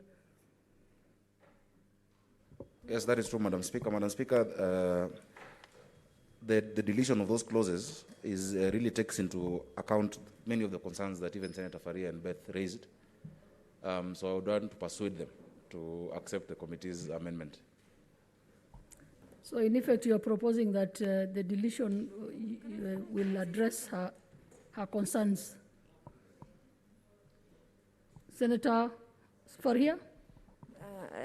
Madam Speaker, Madam Chair, my amendment is an additional amendment to the clause, and I'm seeking support for micro and small medium-term enterprise that have never negatively been affected by the pandemic. So, Madam Speaker, I think this is an important amendment that I think the committee needs to consider. But Senator Faria, the committee is to address your concerns has decided that they are going to delete the entire clause 20. So there will be nothing for you to amend. Unless that clause 20 was to be retained, then you would amend it. But now, as it were, the committee is proposing that it be deleted as a whole. Okay, Madam So there will be Chair. nothing for you to amend. Okay, can I say something? Proceed, Senator Faria. I'm saying that facts need to be addressed somewhere because our small and medium size enterprises are really suffering as a result of this pandemic. If it is going to appear in another clause, that's fine with me, but for it to be completely deleted, I think is not fair to the, because majority of our companies are just small companies. Senator Sakaja, how did the committee address the issues being raised and how it addressed it by deleting the whole provision? Madam Speaker, we've addressed those issues elsewhere. There are new clauses that we proposed, but maybe for the comfort of the senator, if we take Senator Beth's amendment, which even goes into further detail, we'll be comfortable with either. The only issue is Senator Beth Mugo had wanted, I think, Senator Abshiro to pursue amendments, but she's not there. So if by leave of the House, another senator can move those amendments on her behalf, then it will be in order, even if it's Senator Faria. 20.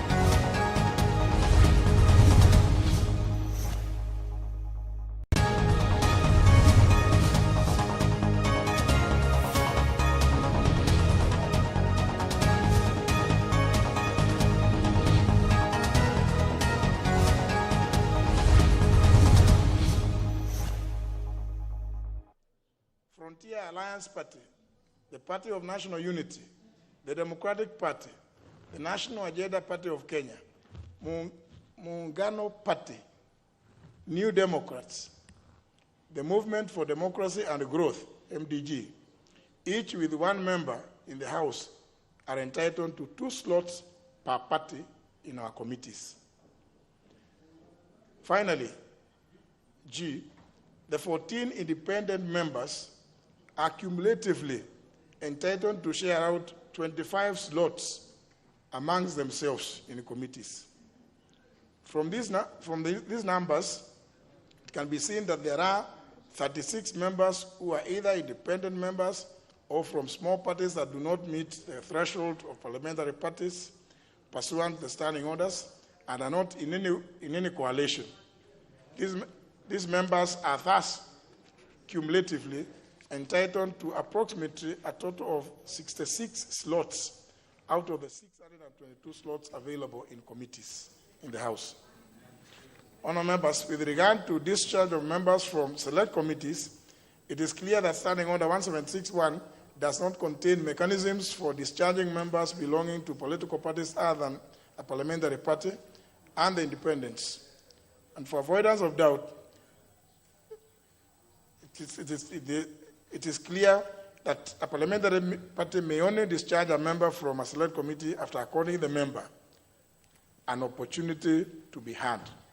As members will remember, this particular aspect was added in the current standing orders for the edition at the tail end of the last parliament. By not providing for the whipping of members from political parties other than a parliamentary party and the independents, the standing order leaves room for unwarranted speculations that parliamentary parties may stretch their tentacles to also discharge such members, even as such members are also subject to the disciplinary sanctions of their respective primary parties, however small they may be.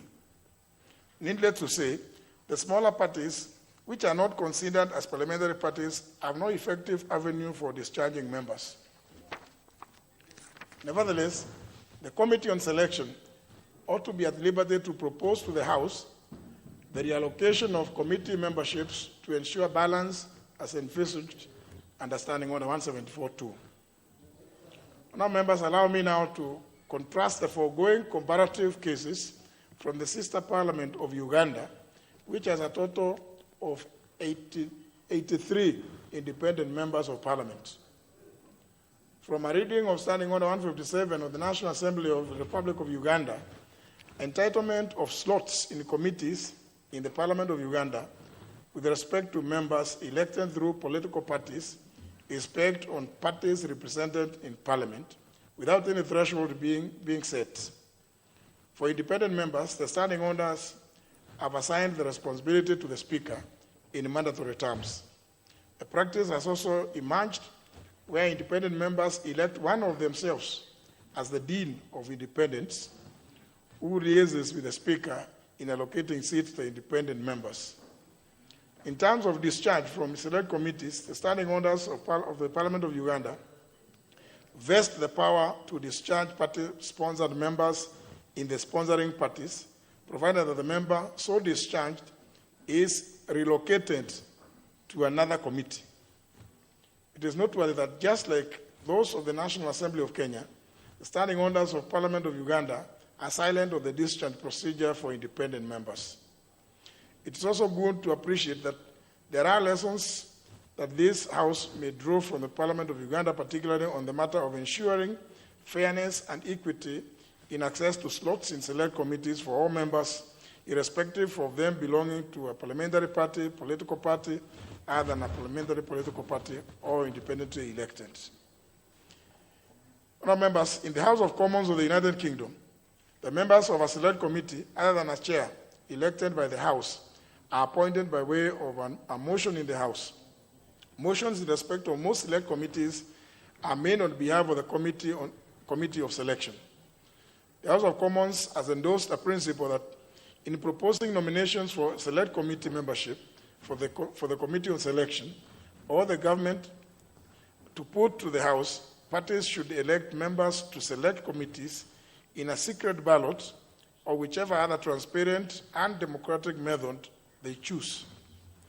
On the other hand, in the House of Commons of Canada, it is the House and the House alone that appoints the members and associate members to its committees, as well as the members who represent it in joint committees.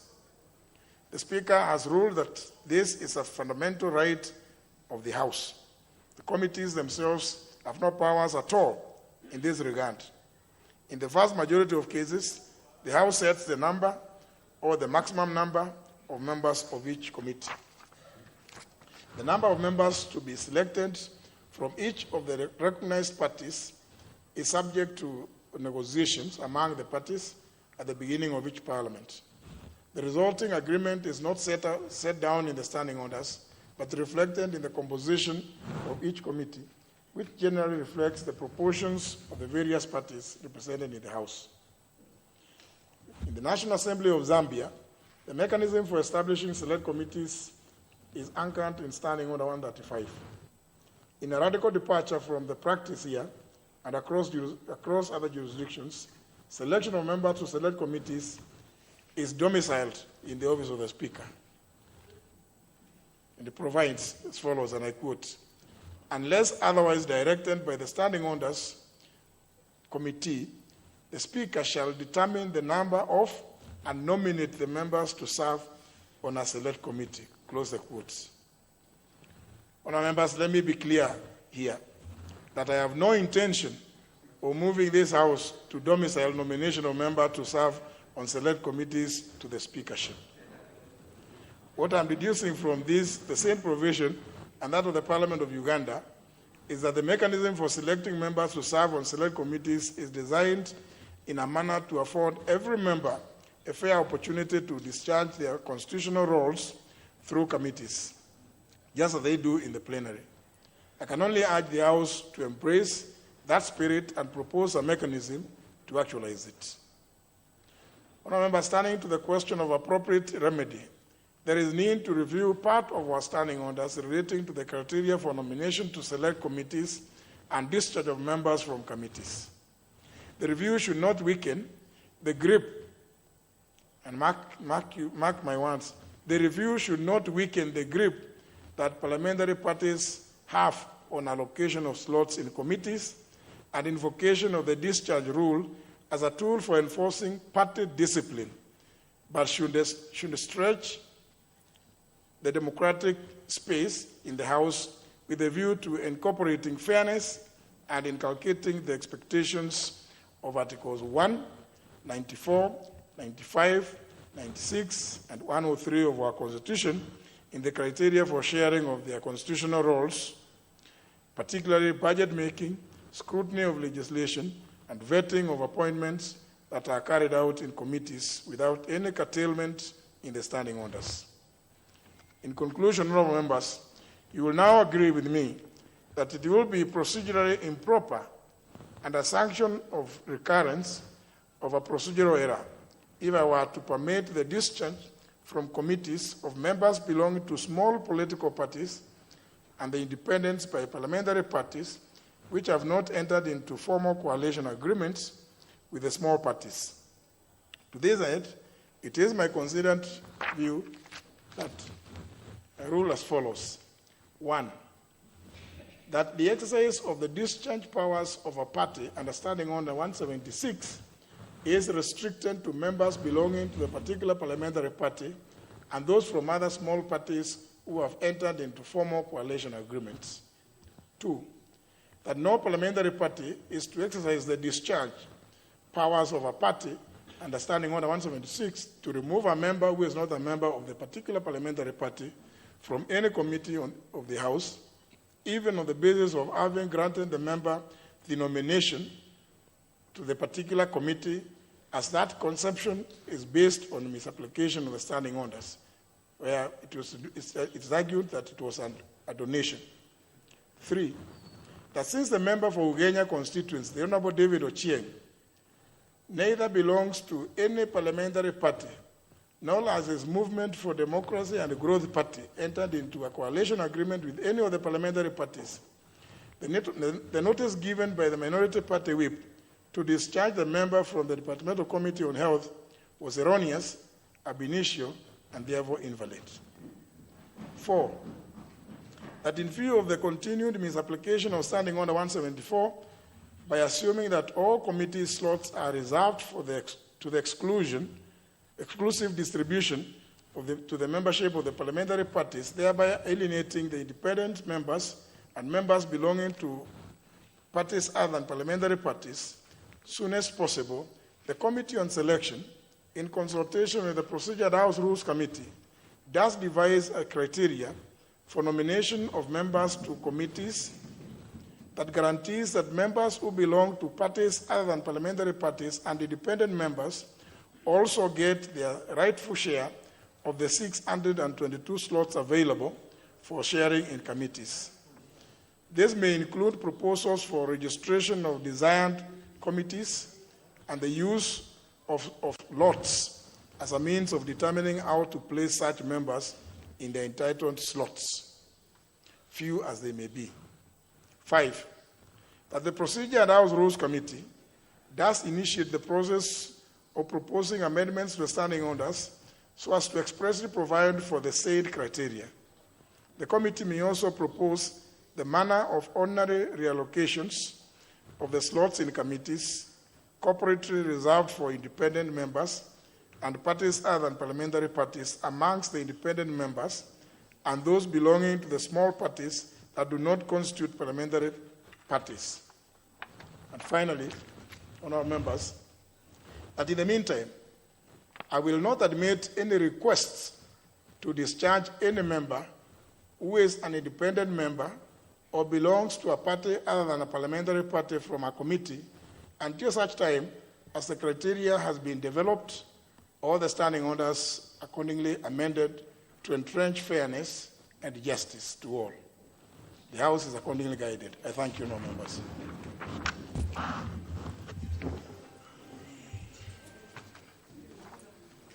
Sorry, honourable members, I knew this was long, but given that we are in interesting times, we are living in interesting times, it was good that we do it now, as opposed to waiting for more than a week. The other one next week. And I'm happy that the Honorable TJ Kajwang, who is a senior member of the Procedure House Rules Committee, was in the House.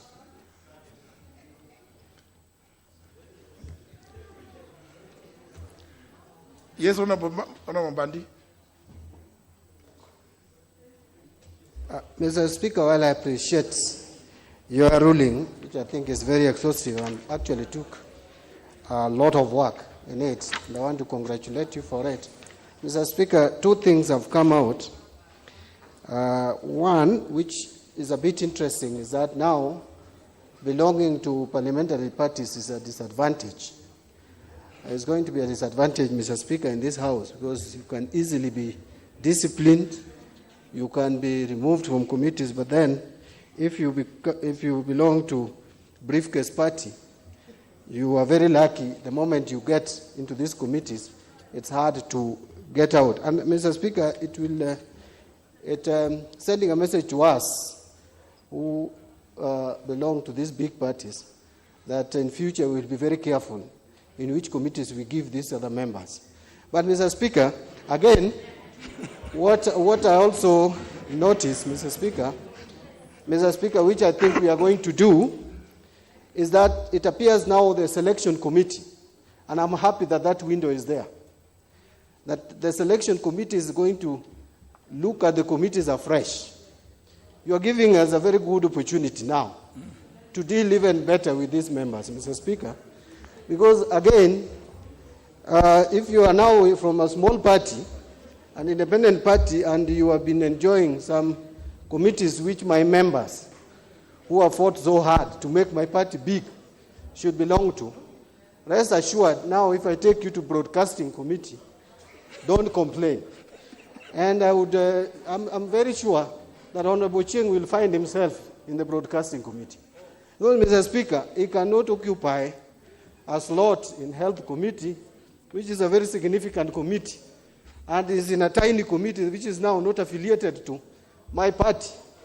So, Mr. Speaker, I wanted just to send a message to those who are celebrating that some window has been opened to us very well through selection committee, and we are going to make sure, actually they are going to have committees, but the best that some of them will get is probably catering. Thank you, Mr. Speaker. Leader Majority, I think Mr. Speaker, your communication this afternoon, we are not going to challenge it, but it's a very, very, I can call it a landmark communication, and I think one of the communications that has completely, in my opinion, even as the chairman of the selection committee, will make me go home tonight to go and ponder on standing order from standing order 173 all the way to 174, because we thought, Honorable Speaker, I think the distance, the distance.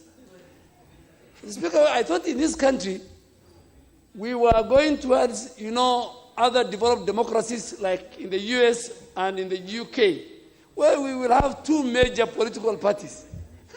But from this afternoon, I've realized independents are not independent, but they have rights, which is very, very true based on the Constitution. That there are people who, when I became the chair of selection, there are people who coalesced around us. And today you have, for the first time, I think you have given a formula to work on by the selection committee. The only question is, how does that formula work? You have told us, Jubilee and our affiliates, those who have signed pre and post, our numbers. You have given NASA. The Speaker, even, it is very good that you have said it. The two members from Chama Shinani were my members. After signing a coalition with NASA, they wrote a letter to Parliament for Honorable Isaac Ruto, saying that now they can work with Jubilee. So right now, I think I will distribute those two members back to NASA, because the numbers you have given me, they don't belong to me. So in fact, I have two slots. Then you have given NASA coalition their numbers, and you have given each member, including Honorable Chachu, Honorable Cheng is not alone. Honorable Chachu is also one member party. Honorable Senior Counsel, one of the active members is also a DP, one member. So tonight, today, I think what you have said is something, a communication that will go, but two things must happen, Mr. Speaker. I think the standing orders must be reviewed as fast as possible. In fact, based on what you have said, your communication, I cannot implement it as the chair of selection committee based on the new communication you have given. But I'm sure the speaker's communication becomes part of the it's like the Constitution, the standing orders, precedents, speaker's communication. So we abide by that, and I think myself and the honorable leader of minority, we will go scratch our head. Honorable TJ Kajwang, I think, and your team in the House procedure rules, you need to act very fast, because the whole architecture, based on the Constitution, has been configured. At least I'm happy now. I know my numbers. I know my members. So members from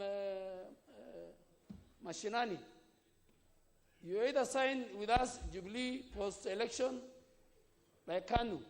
You sign with us post-election coalition as soon as possible, or you go back to NASA. Because the letter your party leader wrote does not hold anymore. So it's now the question, the Speaker is quoting the Registrar of Political Parties. But Mr. Speaker, my worry is one. Those of us, who believe in big parties, and I can tell you, going this way, in the 13th Parliament, there will be a lot of independents. The independents now, there are 14, and not only in Kenya, I think everywhere in the world, even in the House of Commons. So the independents will increase. The people with small parties like David Ochieng will increase. But those of us who believe in big parties, we will not deter, we will still maintain. I'm sure even those who went to independence, even those who went to small parties, they didn't go there because they wanted it. Maybe there was one or two reasons, and the reason might not be there. But Mr. Speaker, I think through the clerk, and today the clerk is here, we will move very fast, ask the House procedure rules to sit very fast and then amend all the standing orders from 174 to 176. So that report comes here and we debate it. So that I agree with you. We are colleagues, we are members of parliament, we have roles. But the other thing you have not, maybe Speaker, I didn't see here, is then in this kind of communication, then the independents must have a member in the selection committee, while at the same time you said an independent member is independent of the other one. So I'm wondering how the 14 independents will select one, because they cannot sit all the 14 in the selection panel. Even now, I don't know how Ochieng and Honorable Chachu and the fewer in one members, how they all fit in the selection. So the selection panel committee, which I chair, I think must have all the 36. All the 36, because they are 14 plus 22. They are 36. Then our whips and ourselves. So I think even that is an area Honorable TJ and the other team must look at. What will be the composition of the selection committee? Who will represent the independents? Who will represent each and every small party? But I think I want to say it, and I've asked even last week, Speaker's communication of this, and I think today was one of the longest. I think each member should pick and use it, and even for other jurisdiction, even for other parliaments. So I stand guided, Mr. Speaker, and support it. I think that if we just unless 1 minute, so that we don't, I don't want us to debate this, because there is also a lesson to be borrowed from Uganda. They can have a dean. Honorable Otiende Amolo. Thank you, Mr. Speaker. Mr. Speaker, that was a detailed and authoritative direction that perhaps, as you say, we should rightly not comment too much on, because we might need to read it. Sometimes when you listen and before you read, you might misread or misunderstand the directions. But, Mr. Speaker, I think it is authoritative to the extent that it balances three important things. The first thing it balances is the need for party discipline, and the fact that the parties that get the majority should have a certain more advantage than others who don't. The second thing it balances is the truth that the idea of independent candidates and even candidates from smaller parties is recognized in our constitution. And the third thing it has to balance is the merit of having coalitions. Those are three difficult pillars to balance, and I think it has endeavored to do it well. Mr. Speaker, as I see it, there are two aspects of that direction. There's the short-term aspect and the long-term aspect. The short-term aspect, Mr. Speaker, is where the Committee on Selection must now go back to work. To the extent the direction is that the 14 independents are entitled to 36 slots, it then requires some mathematics and some balancing, including balloting and drawing lots. Now that is short-term, and that can be done. But the long-term, Mr. Speaker, I think that's where we need to focus. They need to amend the standing orders, and perhaps that will answer some of the concerns that the minority and majority leaders are addressing. Do we need a dean of independence? I mean, do we have another, the independents now electing their own leader and all that? But that's for the standing orders. Mr. Speaker, I think that the other thing that it leaves for now And I suggest that the majority and minority leader should not let the cat out of the bag too much on this, is that while it accords enough rights to the independents and those from minority parties or non-parliamentary parties, we still have the discretion of choosing which committees to put those who are independents and from the smaller parties.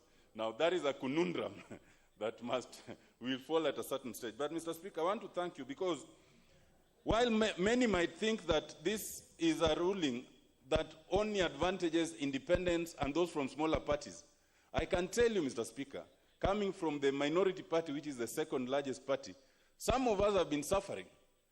It is not only Honorable Chieng who is in one committee. Many of us, including me, have only been serving in one committee. Because some of those from smaller parties and independents know how to negotiate. They go to the majority, they come to the minority, they go to everyone, and they get 3 committees, very important committees, while those of us from the majority only get 1 committee. So I actually thank you that you have actually helped us a lot overall in this ruling. Thank you, Mr. Speaker. Mr. Speaker, before I sit, I only wanted to seek your direction. Last week you had also indicated you might give another direction on a point of order I raised. I don't know if you'll manage today or another day. Thank you, Mr. Speaker. I think that's the way of budget, and I think it also has raised some constitutional issues. I'm sure you recall, Honorable Otiende. So please allow me to work through, because everybody has been too busy with the budget cycle. Thank you. I know the Honorable John Bandi has not been sleeping with the budget issues. But maybe that one I could do it in the course of next week. Well guided, Mr. Speaker. Yes. Now, I can see I hope, Honorable Murugara, you have not been disadvantaged, but also let me say this. If 1 minute, but you'll speak. Let me also say this. Honorable Otiende, you raised some pertinent issues, but remember, even as the leader majority talks about his belief in bigger parties.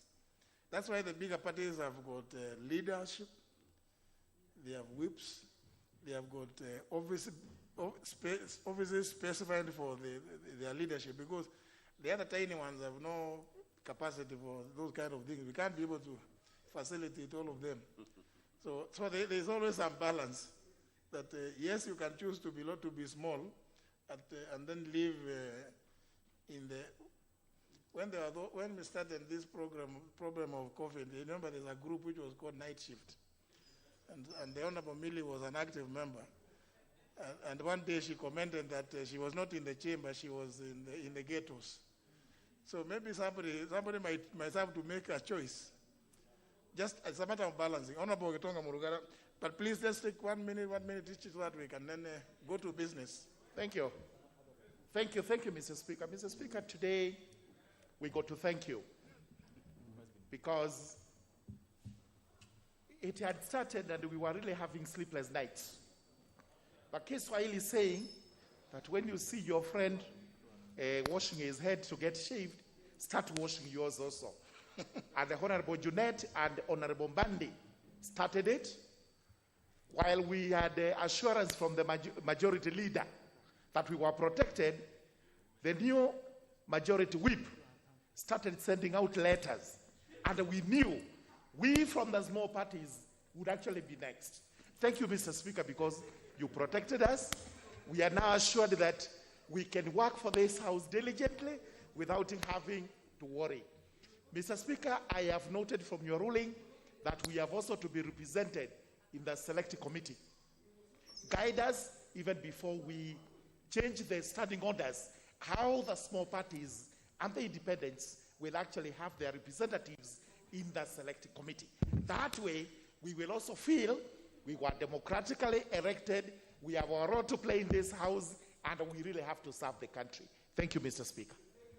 But you see, among the slots that cumulatively belong to the independents, if they want one of the slots to go to selection, it's still their choice, isn't it? Mr. Speaker, now that you make a decision. Who already has the mic. Okay, you speak because you Mr. already Speaker, have now that I have the mic. Is that the Honorable Chieng? Yes, Mr. Speaker.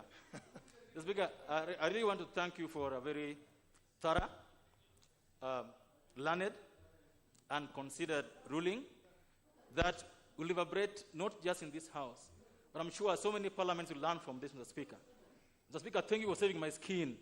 You know, the majority and the minority have colluded generally, Mr. Speaker, as you can see. It depends on how you look at things, Mr. Speaker. Before I sit down, I just wanted to say, Mr. Speaker, that the way you run this country is in the Constitution. So even if the majority and minority are sitting in the Committee on Selection, Mr. Speaker, even giving those committee seats cannot go the way Bombadi suggests, that you'll be given some dry committees. They are not dry committees. They are not wet committees in this House. All the committees are committees of the House. Now, how you believe in the rule of law depends on how, when you are given a cake to give out in a dark room and you're alone, you go about it. It tells a lot about you. It tells a lot about what you believe in. You can't be here telling us that you believe in the rule of law, and when you are given a chance, then you want to do the worst thing that the worst people could do. Mr. Speaker, I thank you so much, and I'm looking forward to reading your ruling again so that I can appreciate what it is. Thank you so much. Majority Whip. Thank you, Honorable Speaker. Thank you, Honorable Speaker. Honorable Speaker, I wish to say that your ruling is quite timely, especially at a time when Honorable Murungara is blaming the majority whip that is sending around letters, Honorable Speaker. All it's going is, Honorable Murungara, is that every person in the House, depending on whichever coalition you came in from, you have a leader.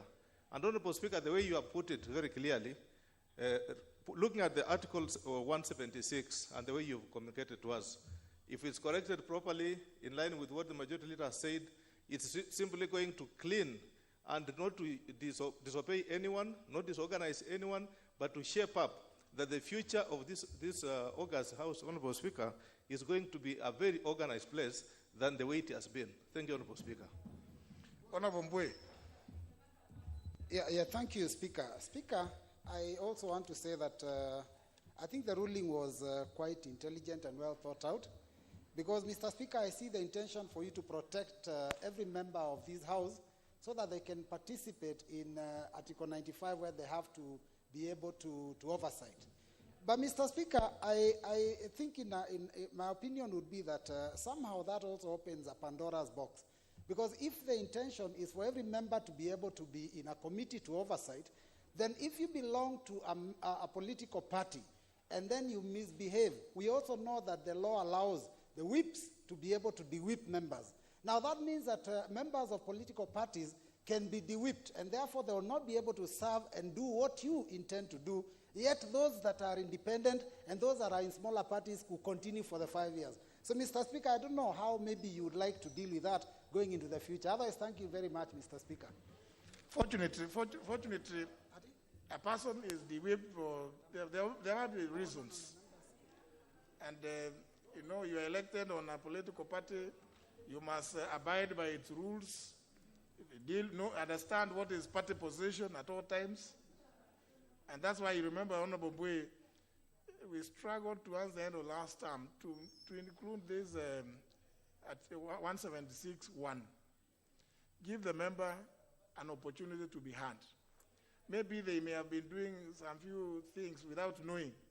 Maybe when they appear before the Committee on Discipline, I could remind them of a famous Kanu Disciplinary Committee chaired by the late Okiki Amayo, where people would kneel by when they get into the room.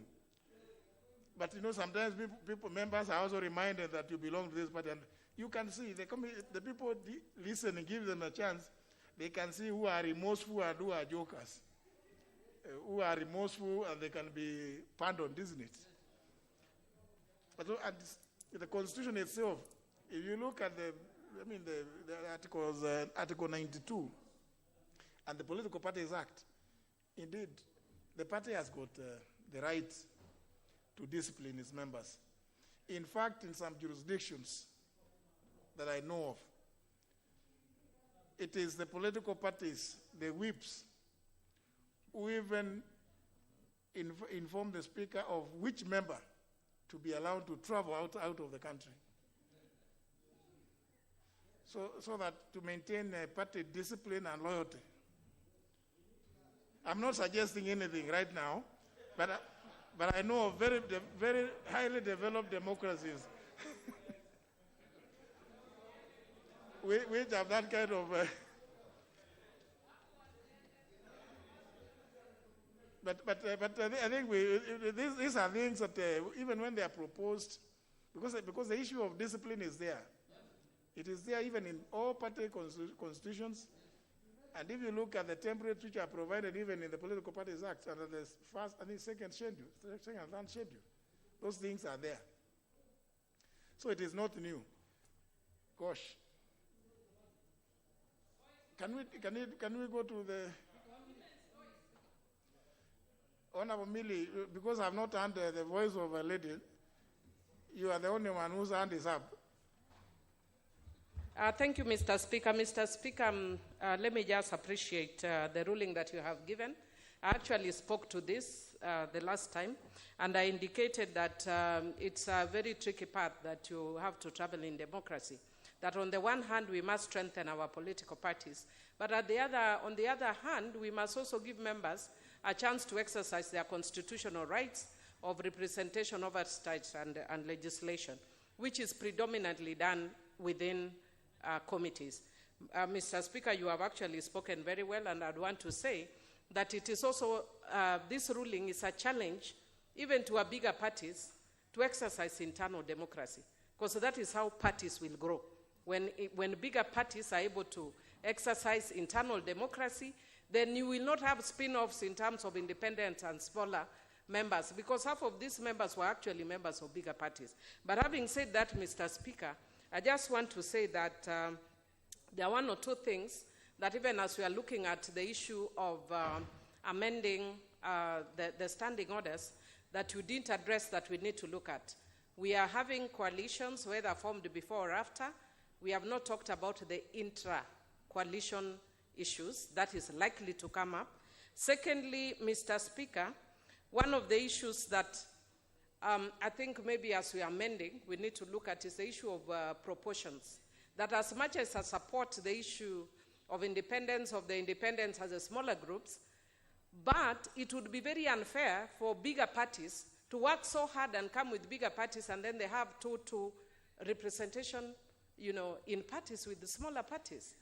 At least that's why I even said when I was speaking that it would be fine even if they had a quarter of a party, in a committee, which is not possible. So perhaps the best that they can have would be one. But then also the other issue would be that when we are doing the standing orders, is what role the bigger parties would have in terms of picking the committees. And if there is any other role in terms of agreements with any other parties, and whether then they can de-whip them. So that let's assume Honorable Chien came in with his MDG party, and because maybe the only slot he has is in catering, he negotiates with the ODM to go into health. If he then says he's not interested in ODM, then ODM should de-whip him. Because even though he's chosen that, but that would then be a slot for ODM. So I think there are so many intricacies that perhaps we still need to look at. And finally, Speaker, I want to be able to say that Honorable Cheng also referred to the issue of encouraging bigger parties to practice rule of law even when they are signing. That, unfortunately, is the reality of life of democracy. You can't have your cake and eat it. If you are in a bigger party, you get benefits. If you are in a smaller party, you get some benefits, but which are equivalent to the smallness of your party. So if the bigger parties choose that they want to assign to you the catering committee, which is not bad, then you will be sure that we are taking good care of us. It's not bad. But if you want help, then you need to be in a bigger party. Thank you, Chair. Well, honourable members, this thing is done mathematically to the letter. But of course, as we say, this is what should have been applied, but it wasn't at that time because it had not been provided for in the standing orders. Surely, don't we? Now, who is that on this side? That Dr. Makali Mulu. Please, say. Yeah, thank you, Mr. Speaker. Mr. Speaker, I will be very brief. I want to start by really appreciating the communication. I think it has given very good direction in terms of how we move to the future. But, Mr. Speaker, I wanted to say, having listened to you very carefully, and more so the mathematical bit of it, I think as the committee works on the standing orders and the mathematics, there will be need to review the mathematics.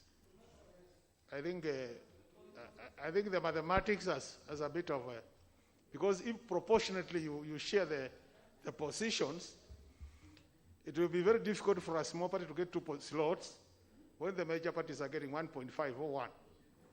So if you work mathematically, I think automatically there will be a review of those figures. That's the only thing I wanted to say. Thank you, Mr. Speaker. Well, I say, like I said, thank you, Honorable Makali. But we'll have to do with arithmetic. So we cannot avoid that now, because it may be very difficult to do it otherwise. Thank you, Mr. Speaker. Mr. Speaker, I want to thank you for the ruling and the communication that you have made today.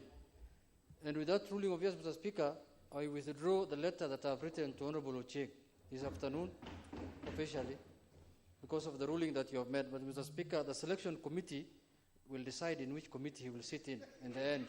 So they will after the meeting of the selection committee, they will communicate to him which committee officially belongs to MDG. Then they will go. But, Mr. Speaker, having said that, Mr. Speaker, I wanted to bring your attention that the ruling is really going to help in management of committees in this House. But, Mr. Speaker, you've said the independents here are 14 in number. But, Mr. Speaker, I know you are looking at independents who are all over the world in mature democracy. The kind of independence, Mr. Speaker, you are looking for are not in this House, Mr. Speaker.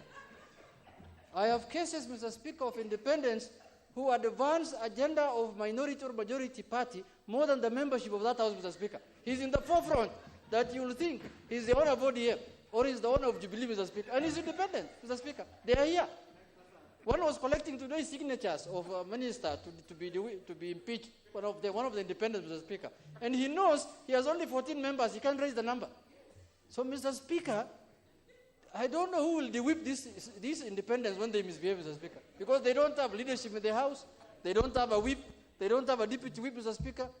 These are independents who are just mercenaries for hire, Mr. Speaker. These people should not be given any opportunity to decide which committee they should sit on, Mr. Speaker. Mr. Speaker, even the people who have come with their own parties, other than Ochieng, who is still jilted because of the elections in Uganda, and he will come to terms with it. Very soon you will see him attending ODM meetings. Give him another 2 months, Mr. Speaker. He is still suffering from the war in Uganda. Once that subsides, Mr. Speaker, you will see him, when we call for ODM elections, you will see Ochieng saying he wants to be the Secretary General. Give him time, Mr. Speaker. But, Mr. Speaker, even the ones who are from small parties, like Mheshimiwa Murungara here, when you meet Murungara, you will not know he's from a small party. You will think he's from Jubilee. Even me all along, I knew he's a Jubilee member. It's only today that I've heard that he's from a small party, Mr. Speaker. These small people should not lie to you that they belong to small parties, Mr. Speaker. They were just looking for vehicles to come to this House, Mr. Speaker. And when they have arrived here, they know who their father is, Mr. Speaker, and who their mother is. Some of them know their father is Jubilee. The other one know his father is ODM, Mr. Speaker. They were just born from different women, Mr. Speaker, and wives, Mr. Speaker. So, Mr. Speaker, don't create small... Let me leave it there, Mr. Speaker. I'll talk to you.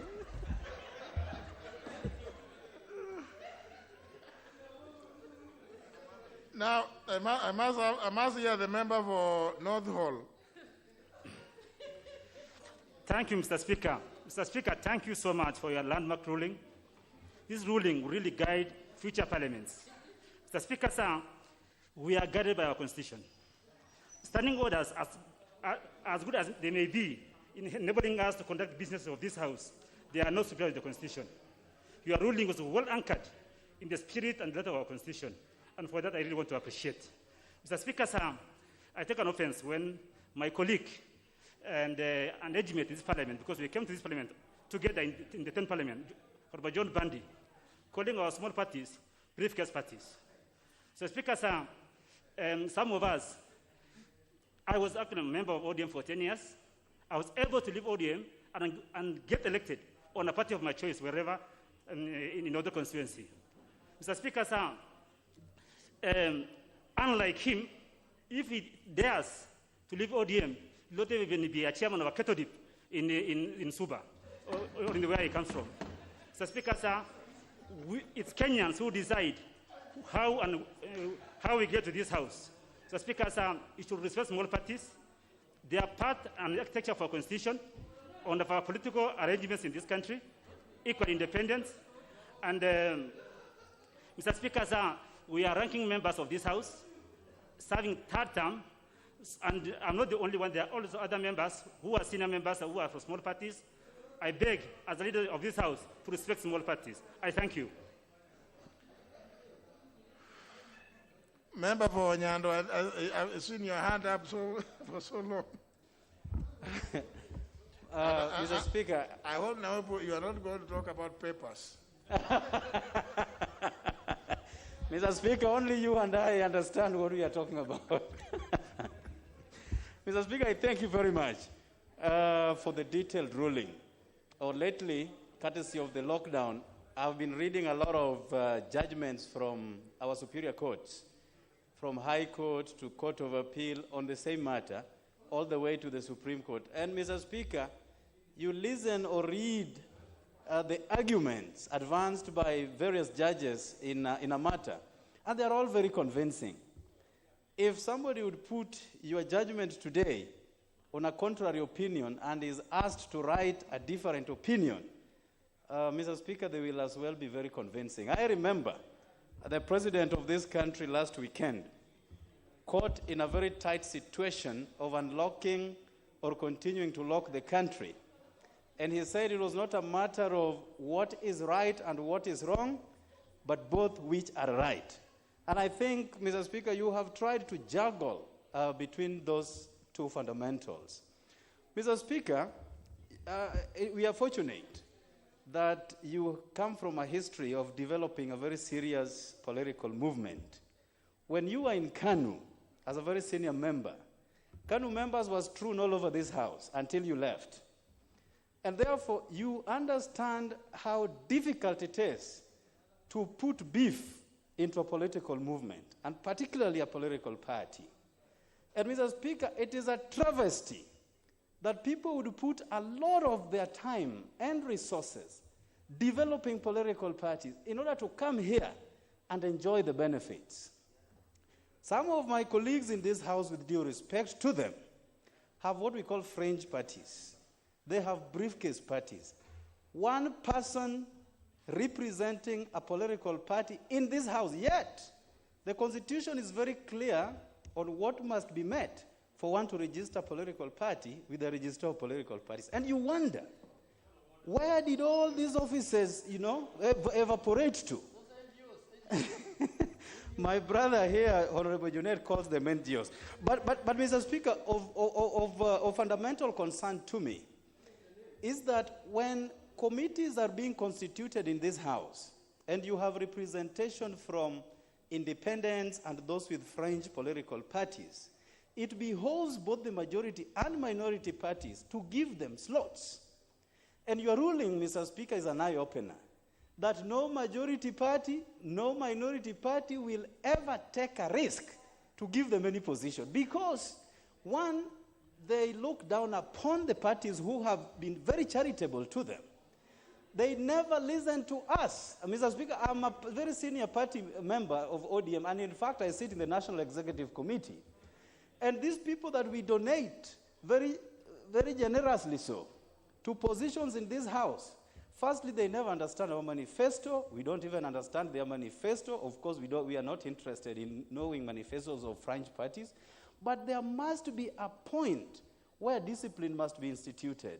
And Mr. Speaker, as we will retreat as a house to look at in depth on how these positions will be shared going forward, let us put a lot of emphasis on bigger parties benefiting the more, and fringe parties being pushed to the back burner so that they can understand that it is important to go across this country to market your party so that you can also bring the numbers here for negotiation. Lastly, Mr. Speaker, if you allow me, the constitution that talks about political parties talks about national representation. And if a party is boxed into a small constituency in Uganda, Mr. Speaker, it does not serve the national representation. And therefore, let us also encourage parties to market and to have people and to propagate nationalism as opposed to individualism in Uganda. I thank you, Mr. Speaker. Well, of course, that is obviously the domain of the Registrar of Political Parties.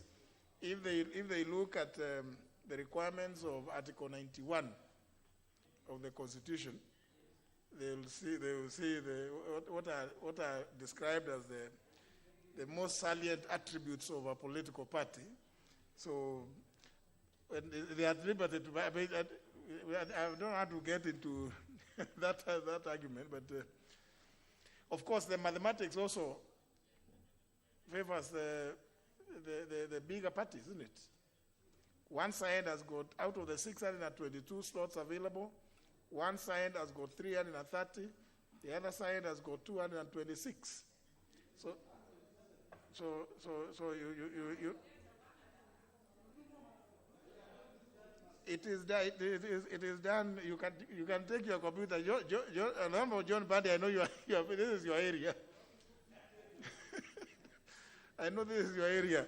You do well to give us any variation because it's down to the nearest decimal point. Is it possible, no members, that we can? What can we? Go to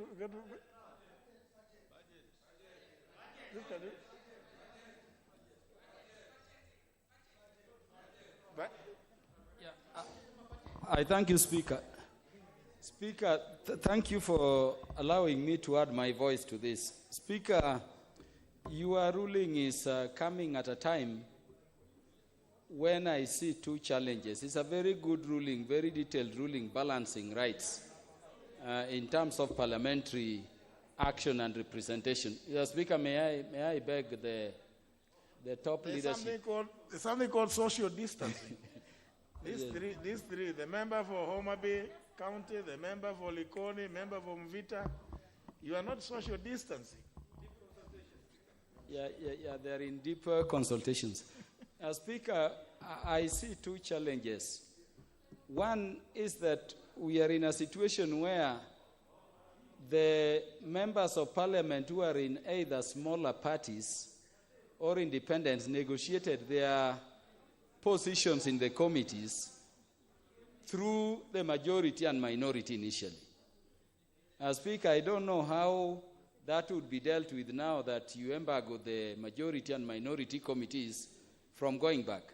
Because, Mr. Speaker, I sit in a committee like Justice and Legal Affairs Committee, and I'm only knowing today that Honorable Murugara is not a member of Jubilee. I'm only knowing today. And I know he got his position in Justice and Legal Affairs and Committee on Delegated Legislation through Jubilee. And of course, several other positions also this side. Maybe do we take solace in the fact that this can be reorganized? But more fundamentally, Mr. Speaker, now that Honorable Junet confirms, and we all agree, that your ruling looks at Kenya in a mature democratic state. And in truth, we are still a growing democracy, very nascent. We are in a democracy where, as Honorable Junet rightly says, an independent member of parliament is more ODM if he comes from Nyanza than Kaluma, who is ODM. Like Peter Masara, I can tell you he can kill for ODM in Nyanza, yet in the house here, he's an independent. And by the way, I also know Honorable Peter Masara is in the Committee on Administration and National Security through ODM. It's a slot there. Now, are we going to say, Mr. Speaker, that there are some committees which, by their nature, an independent, knowing we don't have pure independence. As Speaker, remember in the US, there is somebody who was said to be so independent, even his wife never knew how he would vote on an issue. Just in Parliament, as the time also he was, in the court system there. Nobody knew how he would decide. But in Kenya, the reality is that we don't have a pure independent.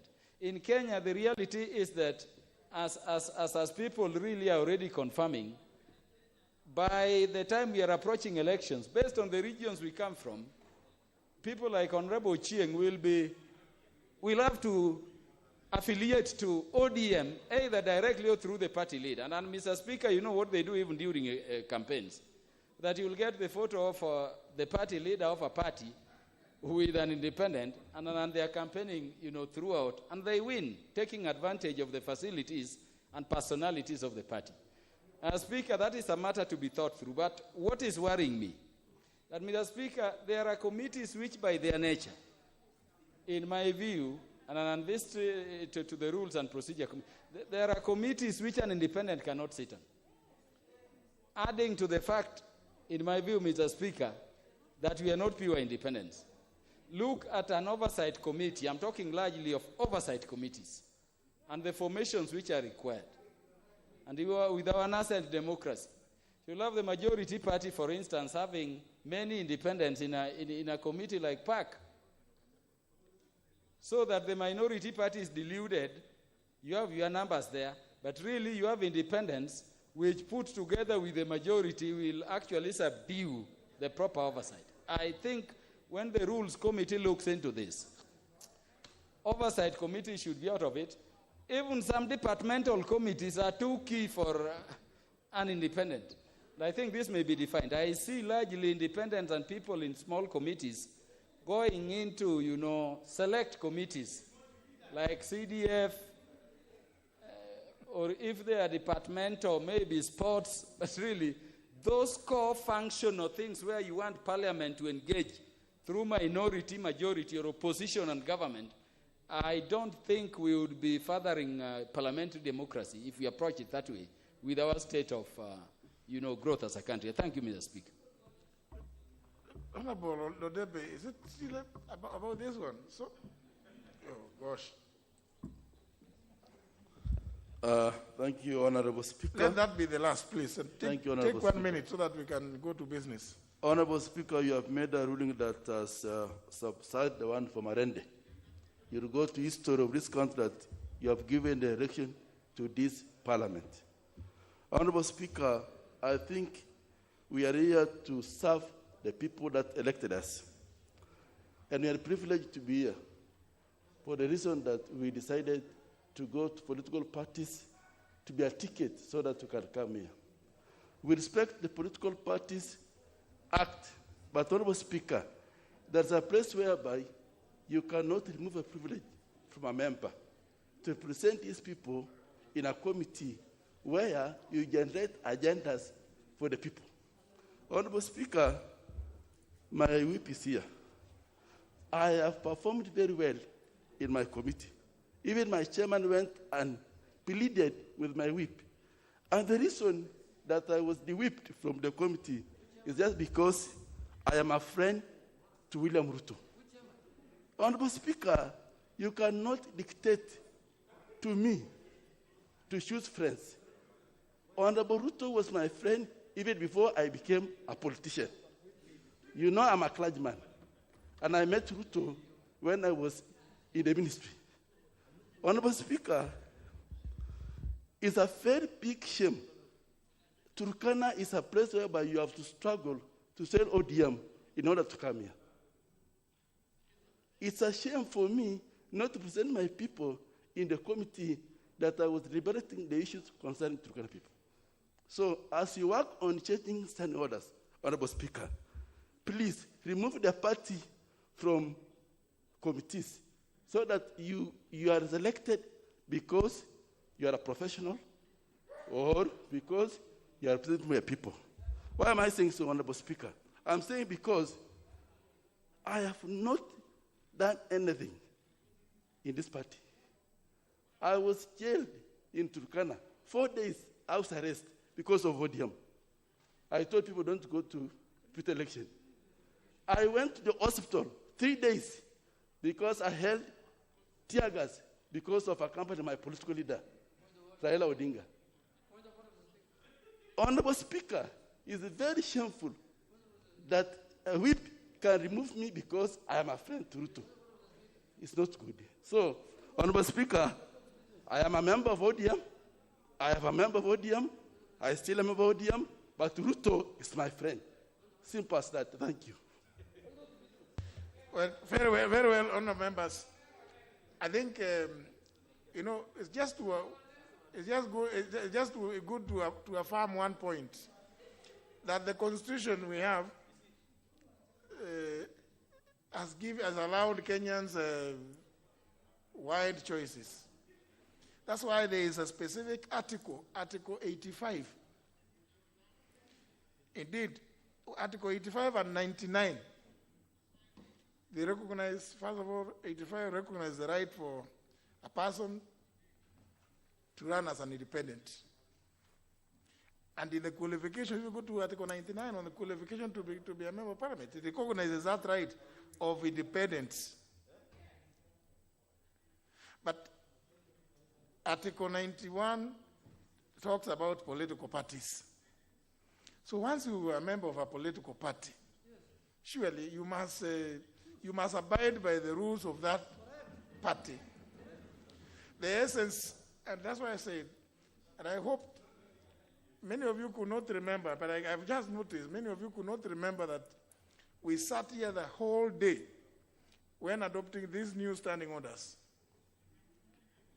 And we introduced subsection 1 in Standing Order 176 to provide for yes, because we really must make a choice.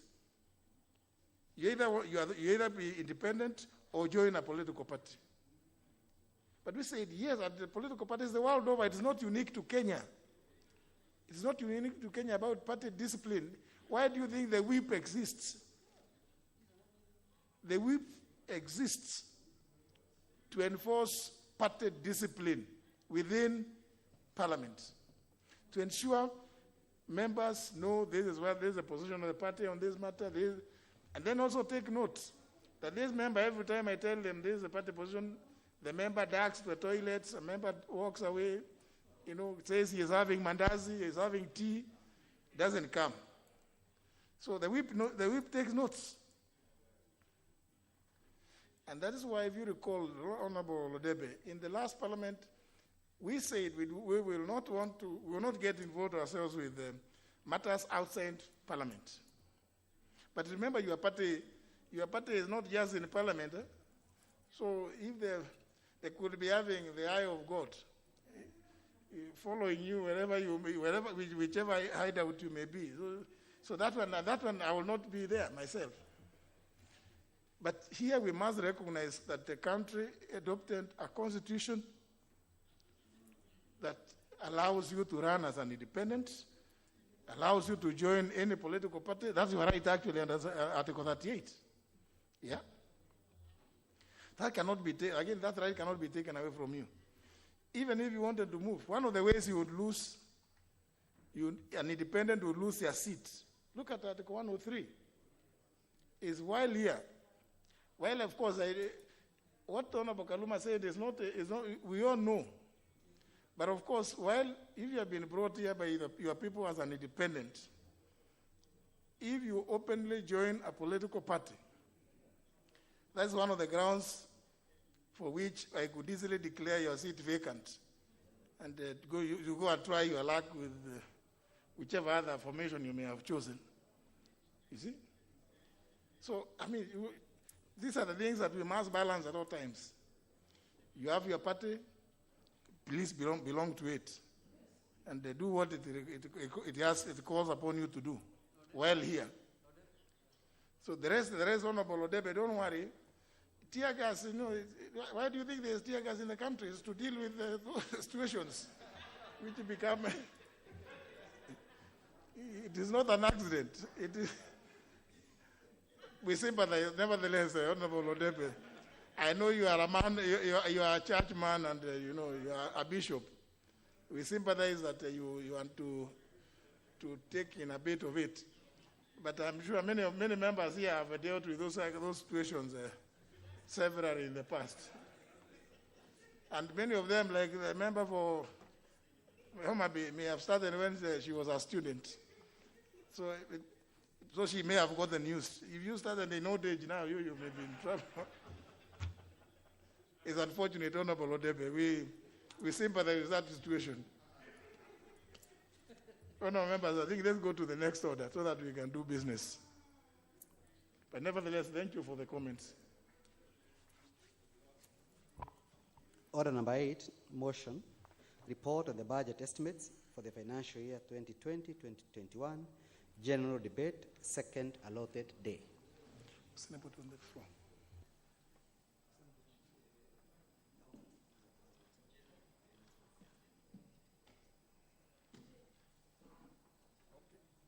Okay, there's nobody who was on the floor. The Honorable Kaluma had just spoken.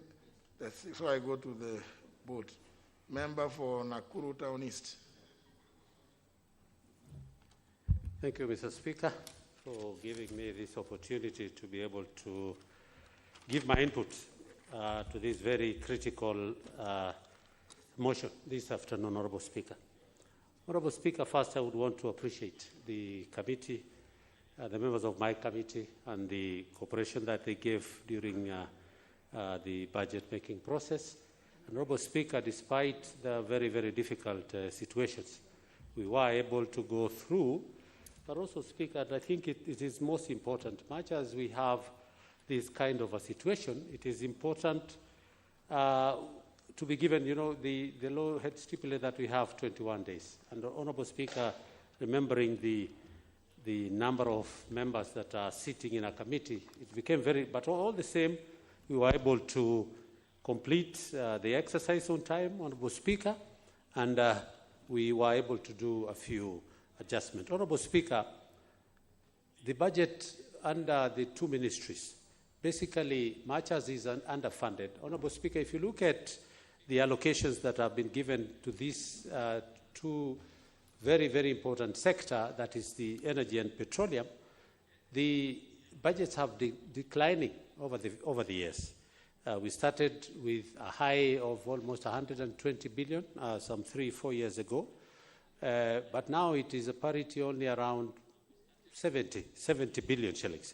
And Honorable Speaker, looking at the government programs and energy being an enabler to the Big Four, I think it is part of what we expected, that would be given more money as stipulated and as we had indicated before the budget. But of course, we understand we have limited resources, and so we, as a committee, we had to prioritize only to the ongoing. And Honorable Speaker, as a committee, we have also made it very clear to the respective ministries that we will no longer be accepting new programs if we have so many other programs that are ongoing and yet they don't have any budget allocation in any financial year. Honorable Speaker, it is very sad to have over 20 transmission lines at almost 80-90% that do not have an allocation, and yet they are at 80-90% completion, yet we are thinking of starting some other new programs taking billions. And we have said that as a committee, we have stopped some of these new programs which were being brought so that we can be able to complete. And the completion, Honorable Speaker, and this is something that some of these ministries, and we'll be asking a proper audit to be done in some of these things. You find that a program that is almost 90% complete and is not given allocation, after 1 year or two, the vandalism that has gone along that direction then calls for, again, funding when we restart that program almost to 50%, yet we required only 10%. So as a committee, we have put our foot on the ground, and we have told the two respective ministries and our oversight is that we will no longer be doing that. Honorable Speaker, the continued delay in transmission and completion on some of this transmission calls for unnecessary charges to this government. Honourable Speaker, at one point where we had to pay quite a huge amount of money in idle power because we were not, the people who had been given some station had already completed. So as a committee, Honourable Speaker, much as we have been fighting to have low-cost power, and we have always tried to indicate that this budget should go towards projects, particularly renewable energy, which has very low costs at almost 70 cents dollar per kilowatt hour. But unfortunately, Honourable Speaker, we have, and this is another area that we'll be looking into in this coming financial year, where we have independent power producers who have signed agreements which are so punitive to our economy, to an extent that these ministries enter into some agreements with the independent power producers, to a point that, knowing very well our consumption as it is for electricity, which is less than 2,000 megawatts, but they continue allowing agreements to be signed year in, year out, all the time. And yet Kenya, KPLC, when they sign this agreement, the ailing KPLC now is forced to buy power that they cannot be able to sell. So again, this is an area that we really needed to check, Honourable Speaker. This budget did give us an opportunity for us even to try and resurrect KPLC. Honourable Speaker, the energy sector, the backbone of energy sector is the Kenya Power. And if Kenya Power is ailing, then it's going to affect almost the whole entire energy sector, because they are supposed to buy electricity from KenGen, where they have to pay. KenGen has to pay GDC because they're the ones who drilled the wells. At the same time, KPLC has to pay the whaling charges to Ketraco to continue keeping our lines safe. And lastly, they also have to pay REREC under the electricity levy. So again, it is important for the budget committee, and this one we had actually requested the budget committee to look into some amount owing to KPLC, almost 11.9 billion shillings, Honourable Speaker, which is owed by the government to KPLC, so that they could be able to start paying some of their pending bills, which are so critical, besides the negotiation that KPLC is undergoing to try and widen their repayment periods with the finances. Honourable Speaker, at the same time also the industry itself does not, and this is also part of committee under the same budget when we are looking at it, is that EPRA, which is the regulatory body that is supposed to give tariffs. Honourable Speaker, EPRA also plays part, and we have also made it very clear that as they make these tariffs must also be subjected to the committee at some point, much as they're independent in making their decision. Honourable Speaker, it is unfair for them to push the lifeline. Of course, we want to assist Kenyans to pay low cost in terms of electricity, but also we should do that with having in mind the bearer of the cost. So if when we increased the lifeline to the consumers from 0 to 10 and we pushed it to 0 to 100, Honourable Speaker, that took almost 90% of KPLC customers to lifeline, to a point that KPLC can no longer be able to sustain itself. So it is something that we need to relook into and to assist, Honourable Speaker, the accounting officers within the respective ministry. They might think they are not very important people, but Honourable Speaker, if they are not checked, and this is where I think we also need to look into deeply, is that the accounting officers need to rein on some of these government departments and agencies to try and stop accumulation of pending bills. Honourable Speaker, Kenyans have worked, they have spent their money, gone to banks to collect money, and yet we allow so much and so huge pending bills accumulated, yet we have, within each saga, they have internal auditors who can be able to assist. At the same time, the ministry does get some allocation for monitoring and evaluation. Yet, these things are happening. One of the institutions, the National Oil Corporation, which is on its knees. Honorable Speaker, we could not believe, because sometimes as a committee, we depend more so on the information given from the ministry and the agency itself.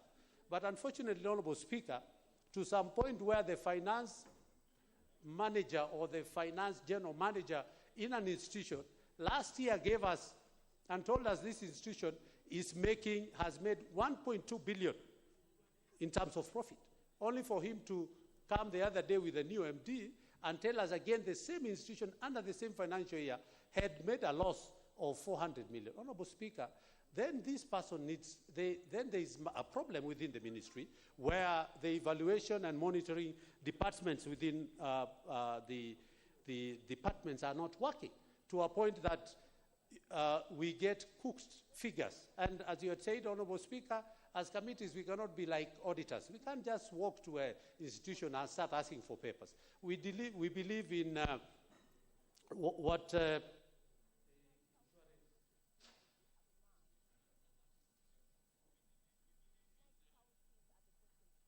Yeah, honourable members, I hope you recall the resolution we passed first on 28th of February, then on 2nd of June, so that every other member speaking will have 5 minutes. But we said we resolved that we will not limit the debate. Honourable Millie Odhiambo.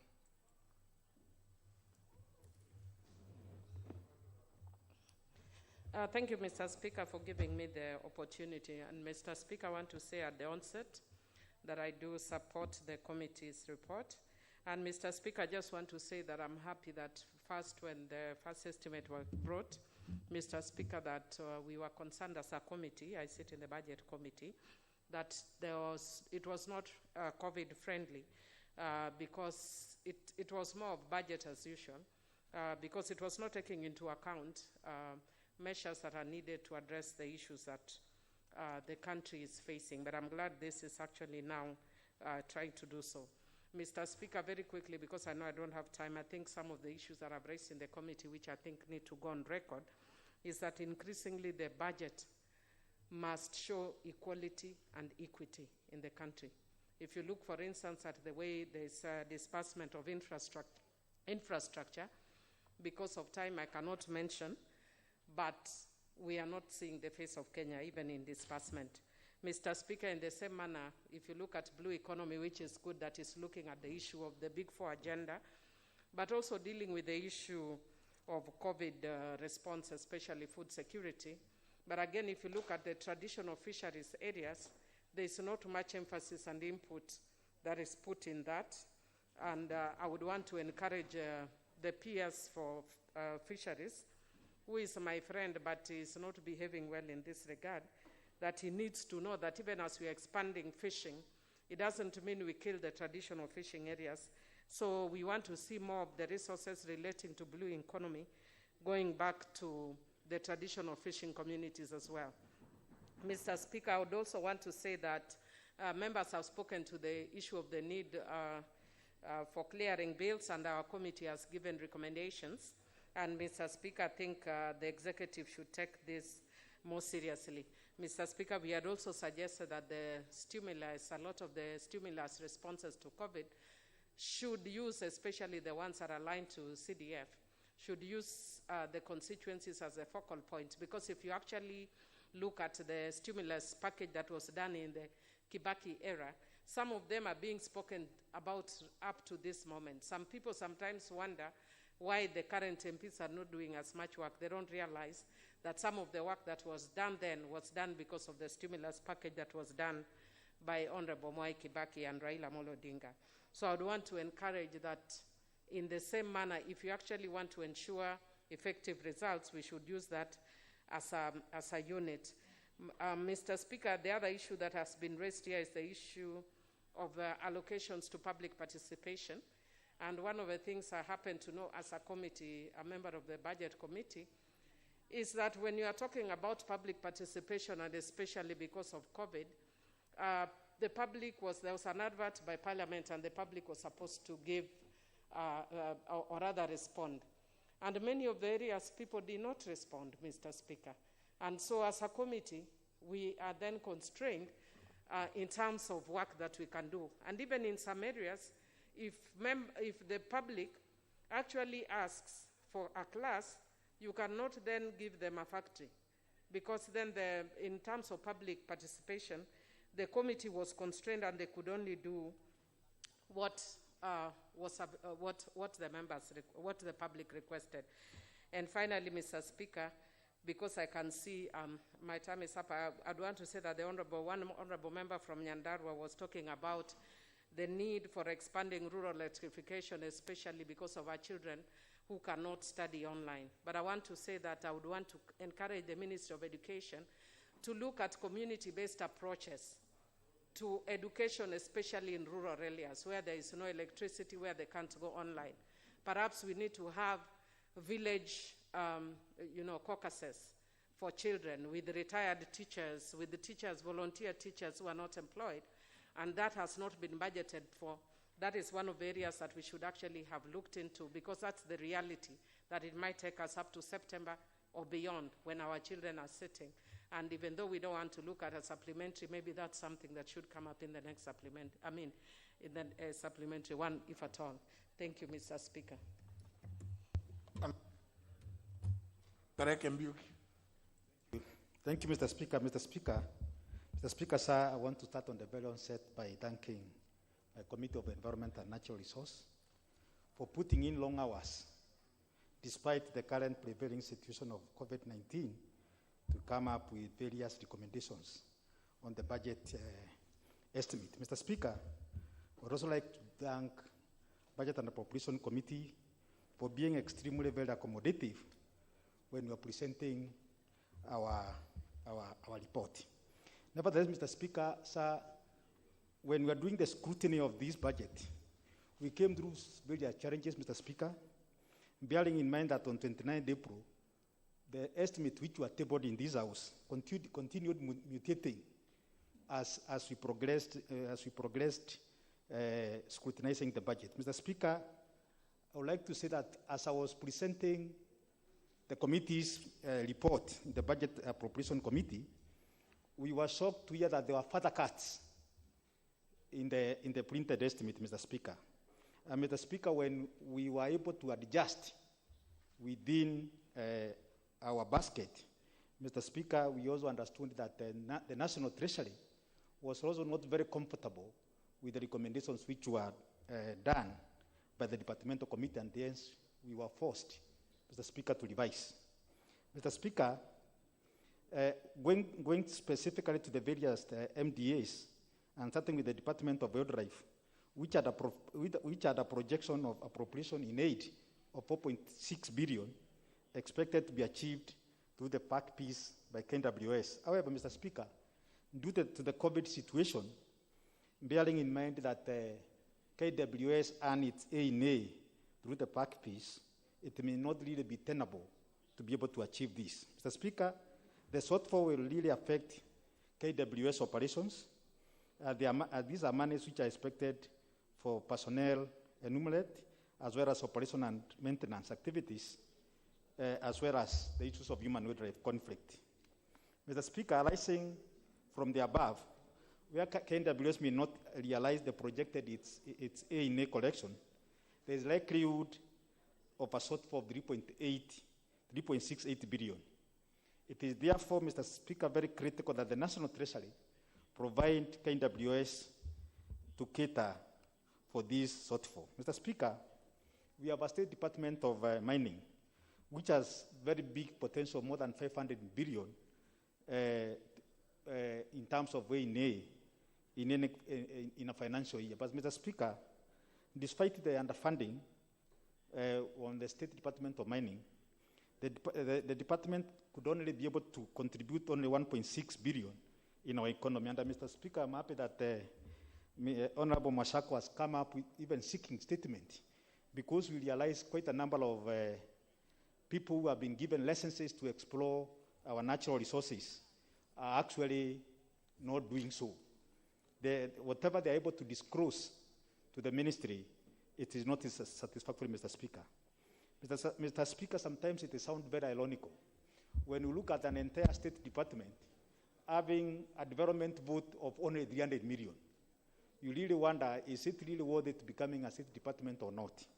Bearing in mind it started as a standalone Ministry of Mining. Later on, it was downgraded into a state department. But, Mr. Speaker, the State Department of Mining is actually grossly underfunded. Mr. Speaker, nevertheless, the ministry, the State Department has very big potential, and we are really calling upon them to be able to seal up any regulatory gaps which may be there, which have been denying the State Department A&A collection due to under declaration by the mining companies. Mr. Speaker, sir, when we come to the Ministry of Environment and Forestry, we had a presidential directive of achieving 10% recovery by 2022. But, Mr. Speaker, sir, it is also equally ironical that the National Treasury under 2020-2021 financial year, the Ministry of Environment and Forestry has been allocated only 240 million Kenya shillings, whereas it had a projection of 5 billion Kenya shillings. So, Mr. Speaker, sir, sometimes the government is just doing public relations because it is not able to walk the talk, because sometimes it does not really make any sense when there's a presidential.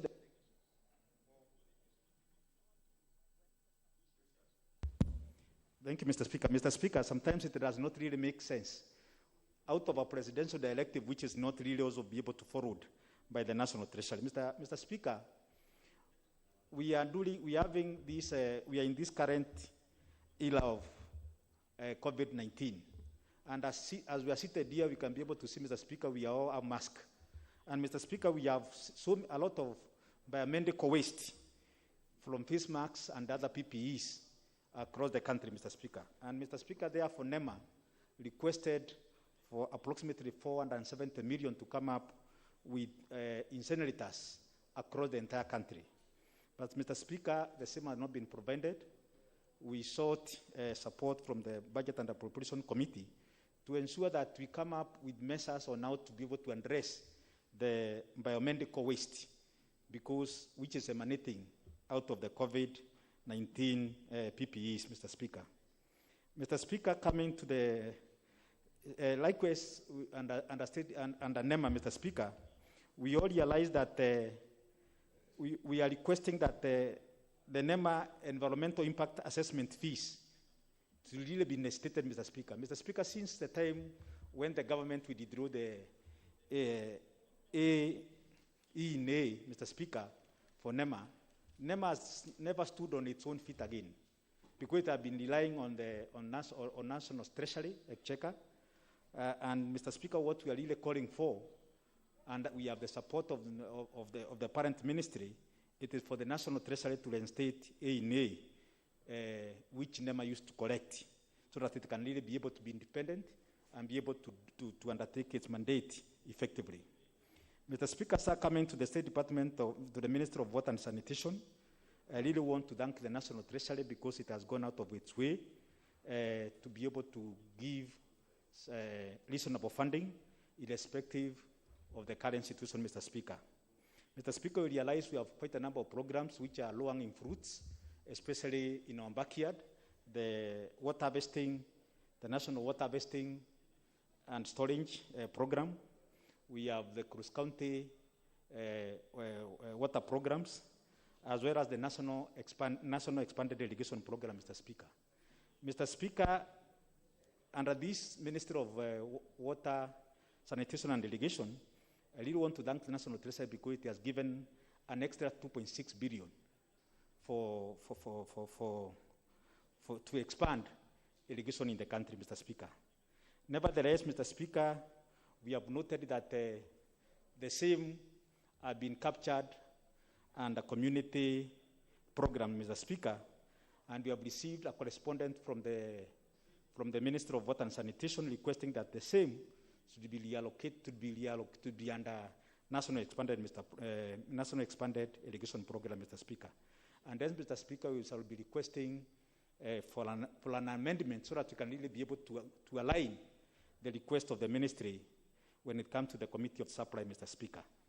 Mr. Speaker, without much further ado, Mr. Speaker, I really want to take this opportunity to thank Budget and Appropriation Committee and especially its outgoing chairman, Mheshimiwa Kimani Ichung'wah, who has really gone out of his way to ensure that there is sanity in the sector, and many members can really be able to attest the great work which have been doing within the sector. With those many remarks, Mr. Speaker, I beg to support. Member for Funyula.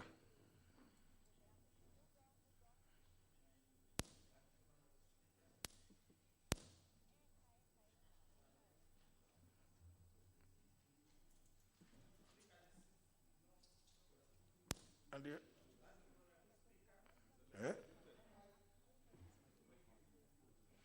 maybe Honorable Oudo, you could come and speak from here. It looks like there's a problem with that mic.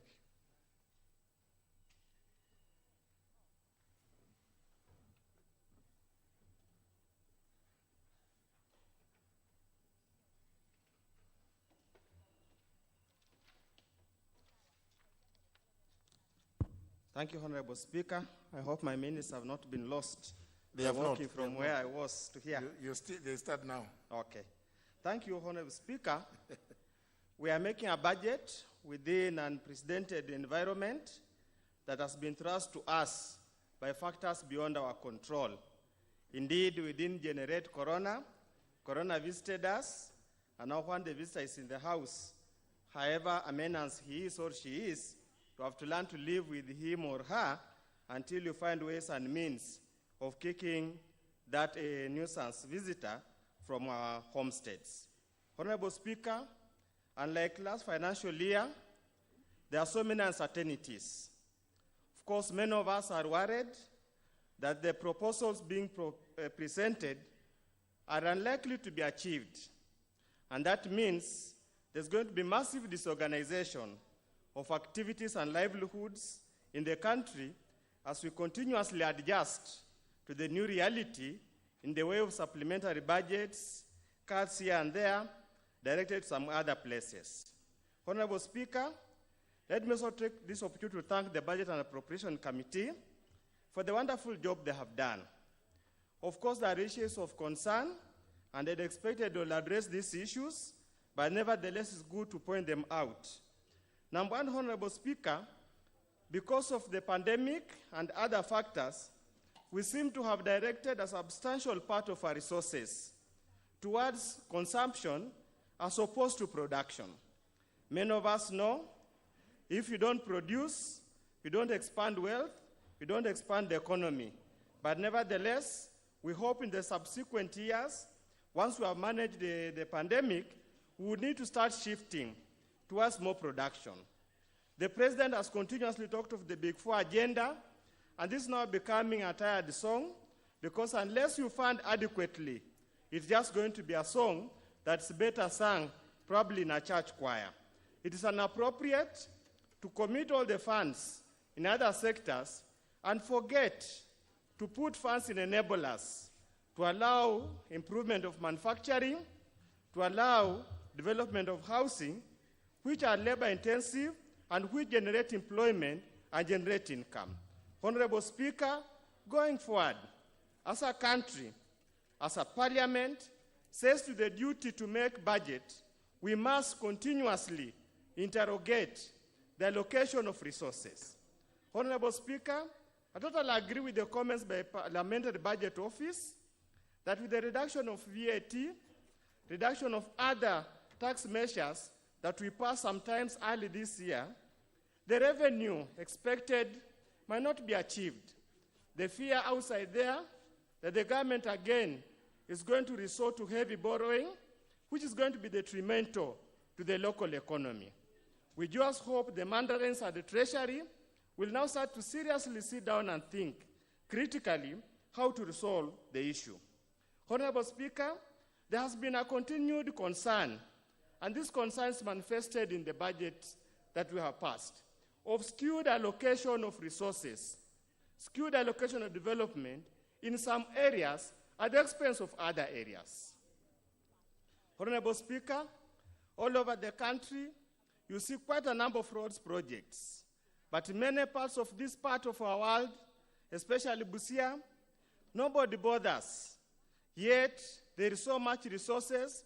The Constitution dictates that we must have equitable share of resources in this country. We want to call upon Treasury and all ministries, whenever they make budget proposals, they must ensure there is a fair distribution of resources. All Kenyans pay taxes. It is unfair to put all the resources in one region, in one county, yet disfranchise other counties, yet we pay taxes, we vote, we participate in other activities, but when it comes to allocation of resources, there is simply nothing much. Honorable Speaker, the congestion in Busia town of the trucks, the congestion in Malaba town of the trucks is self-made by the national government. We have other border crossing points, and sometimes in 2009, when President Mwai Kibaki visited Busia County, he made a promise to open the Luanda border point, crossing point. The Ugandans have done their bit. They have built the road up to the river, yet our side, nobody seems to care. Now we are paying heavily for the congestion. Honorable Speaker, as I conclude, health. Busia, we have a crisis. We have a serious, serious crisis. And we would want the Ministry of Health to really intervene. A tally of about now 300 COVID cases, imported COVID cases, with the interaction they're having with the people, the moment it hits the ground, the moment it goes to our community, Honorable Speaker, with a county that has got no ICU bed, with a county that has got no isolation beds, we are looking at a disaster. I would wish to request the department to seriously relook and give Busia County enough resources to manage this pandemic, because it's not our own making, it has been thrust to us by the national government. With those few remarks, Honorable Speaker, I support. Thank you. Honorable Nyamai. Thank you, Honorable Speaker. Honorable Speaker, I arise to support. Honorable Speaker, let me take this opportunity, first of all, to thank the Parliamentary Committee on Lands for the support that they have, and also for taking time to ensure that they participate in the budget-making process from the BPS up to the estimates. Honorable Speaker, I would like to say that we have worked on this budget and made a presentation to the Budget Committee. And I would like to say that generally, the Ministry of Lands and Physical Planning and the National Land Commission are generally underfunded. Honorable Speaker, I would like to give an example of the Ministry of Lands and Physical Planning, which is involved in many activities that are geared towards support for the Big Four agenda. And I would like to state that this ministry receives 6.1 billion. Honorable Speaker, I say that cognizant of the fact that the ministry should be able to argue for themselves within the sector meetings, but it is important that the House knows that this ministry only receives 6.1 billion. Honorable Speaker, this ministry also has the capacity to raise funds, revenue to this government, and currently they have already passed 11 billion, Honorable Speaker. So I would like to bring this to the attention of the House and say that this is a ministry that needs to be supported based on the fact that it is a revenue-generating ministry and it has many programs that would like to be supported. Honorable Speaker, going to the National Land Commission, the National Land Commission receives 1.3 billion. And we have been scrutinizing this budget with the Parliamentary Committee, and currently, as we support the current budget, we would like to say that we have advised the ministry, the National Land Commission, that it needs to look at their programs.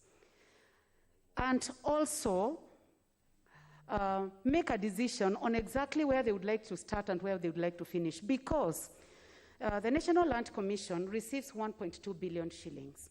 And when I was defending this ministry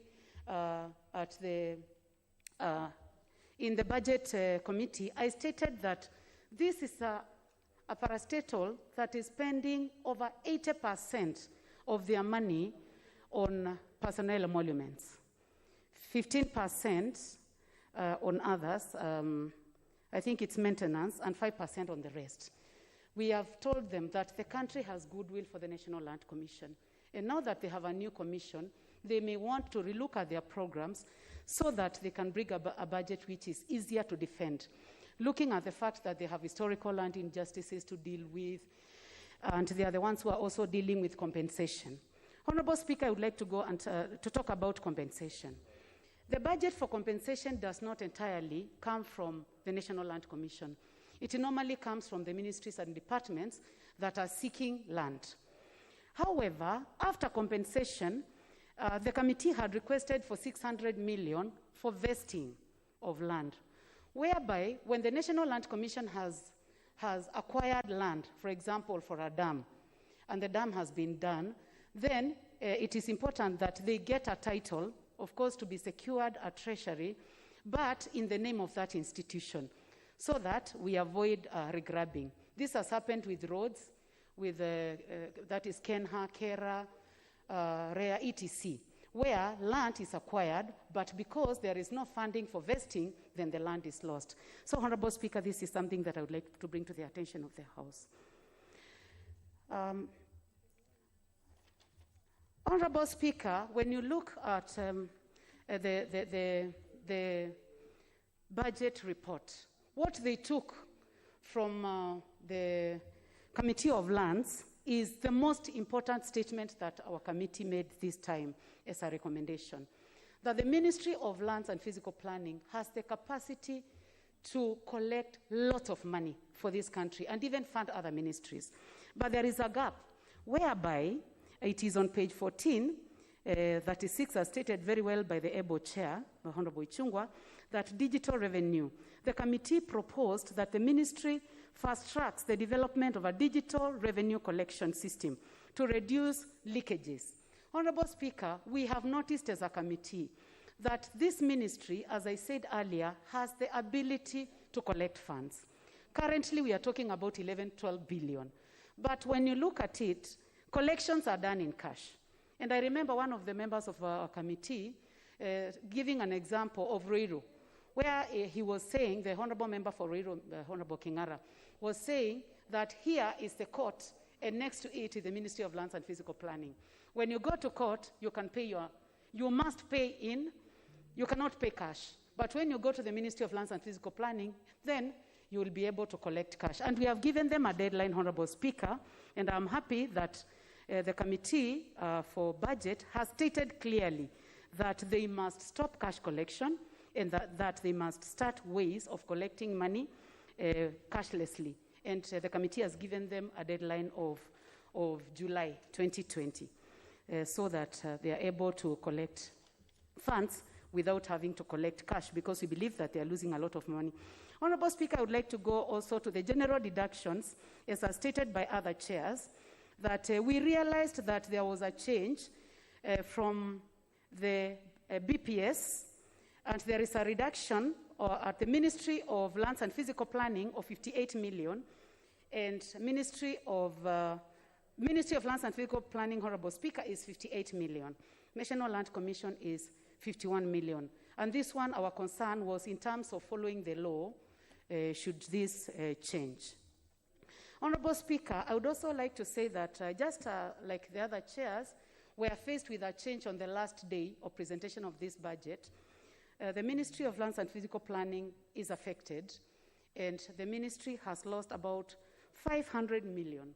For a ministry which has a budget of 6.1 billion, which we are already saying is underfunded, to lose an extra 500 million, then we found that it to be something that the House needs to note, and during supplementary budgets, it's a matter for consideration, bearing in mind that their budget is only 6.1 billion. Honorable Speaker, I would like to thank you very much for the opportunity that I've gotten, and I would like to again thank the members of the Parliamentary Committee on Lands for their support and input in the statements that I've made this evening. Thank you, Honorable Speaker. Honorable Chanda and Obondo. Thank you, Mr. Speaker. I want to support the report, Mr. Speaker, but from outset, I want to indicate that a lot more problems that we have here, both you as the chair or the speaker and the entire House plus the committees, is Treasury. Today, and I think even last time, there were complaints about reports not able in time, members not being able to see some of these things. I think the biggest problem is Treasury, Mr. Speaker. And it's one thing that really needs to be checked. The time that it takes between the publication of the estimates, basically within this month, there are a lot of activities. And most of these activities are not going on procedurally or properly because of Treasury, Mr. Speaker. I want to tell you, Mr. Speaker, that departmental chairs are getting really difficult because of back and forth movement in terms of changes that are proposed from time to time with Treasury.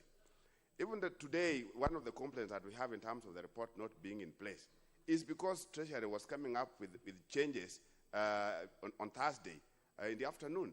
And it was also going to be very difficult for that to happen at the same time. So I think Treasury needs to be checked.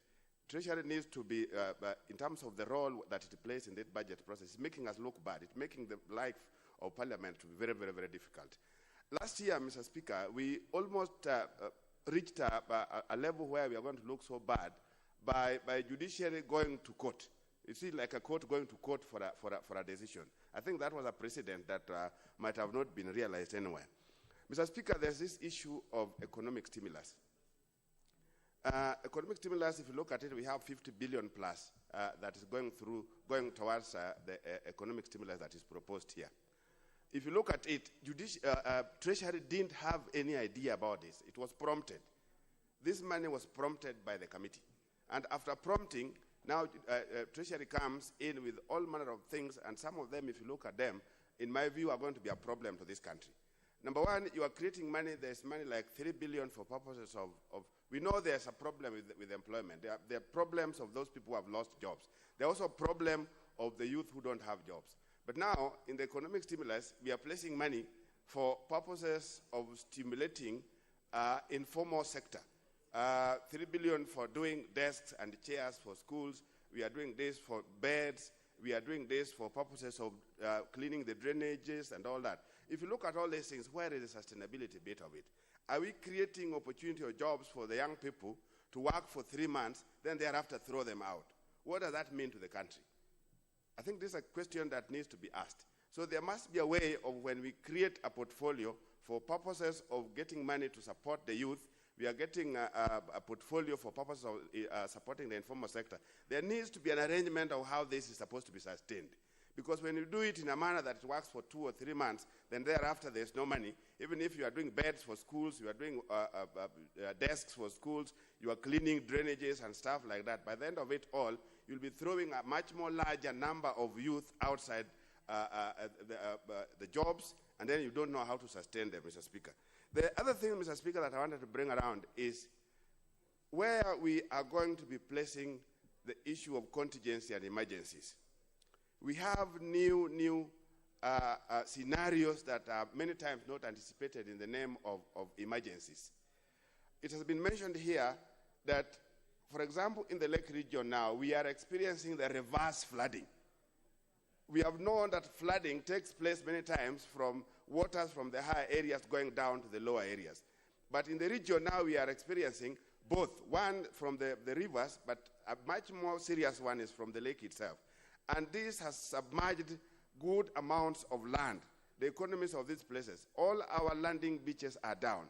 And for the lake water to go down, it may not be like the river flooding that we are normally used to. This may take years, 2, 3 years if the situation that we are in doesn't change, for the lake to come down. What happens? It means that we are talking about an emergency that is going to be a permanent, an emergency that's going to be a permanent emergency. How do we handle it? So, Mr. Speaker, I think this is the time that the departments that handle issues of emergencies in this country needed to look at what happens to situations that emerge.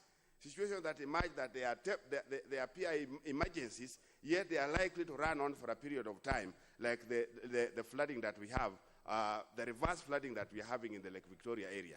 This means that as at now, we have lost all our beaches, all the landing beaches, all the buildings, all the landing sites that we had done some work are all underwater. It means, therefore, that new arrangements must be placed, and when we are looking at these new arrangements, what is it that means to the economies of those places?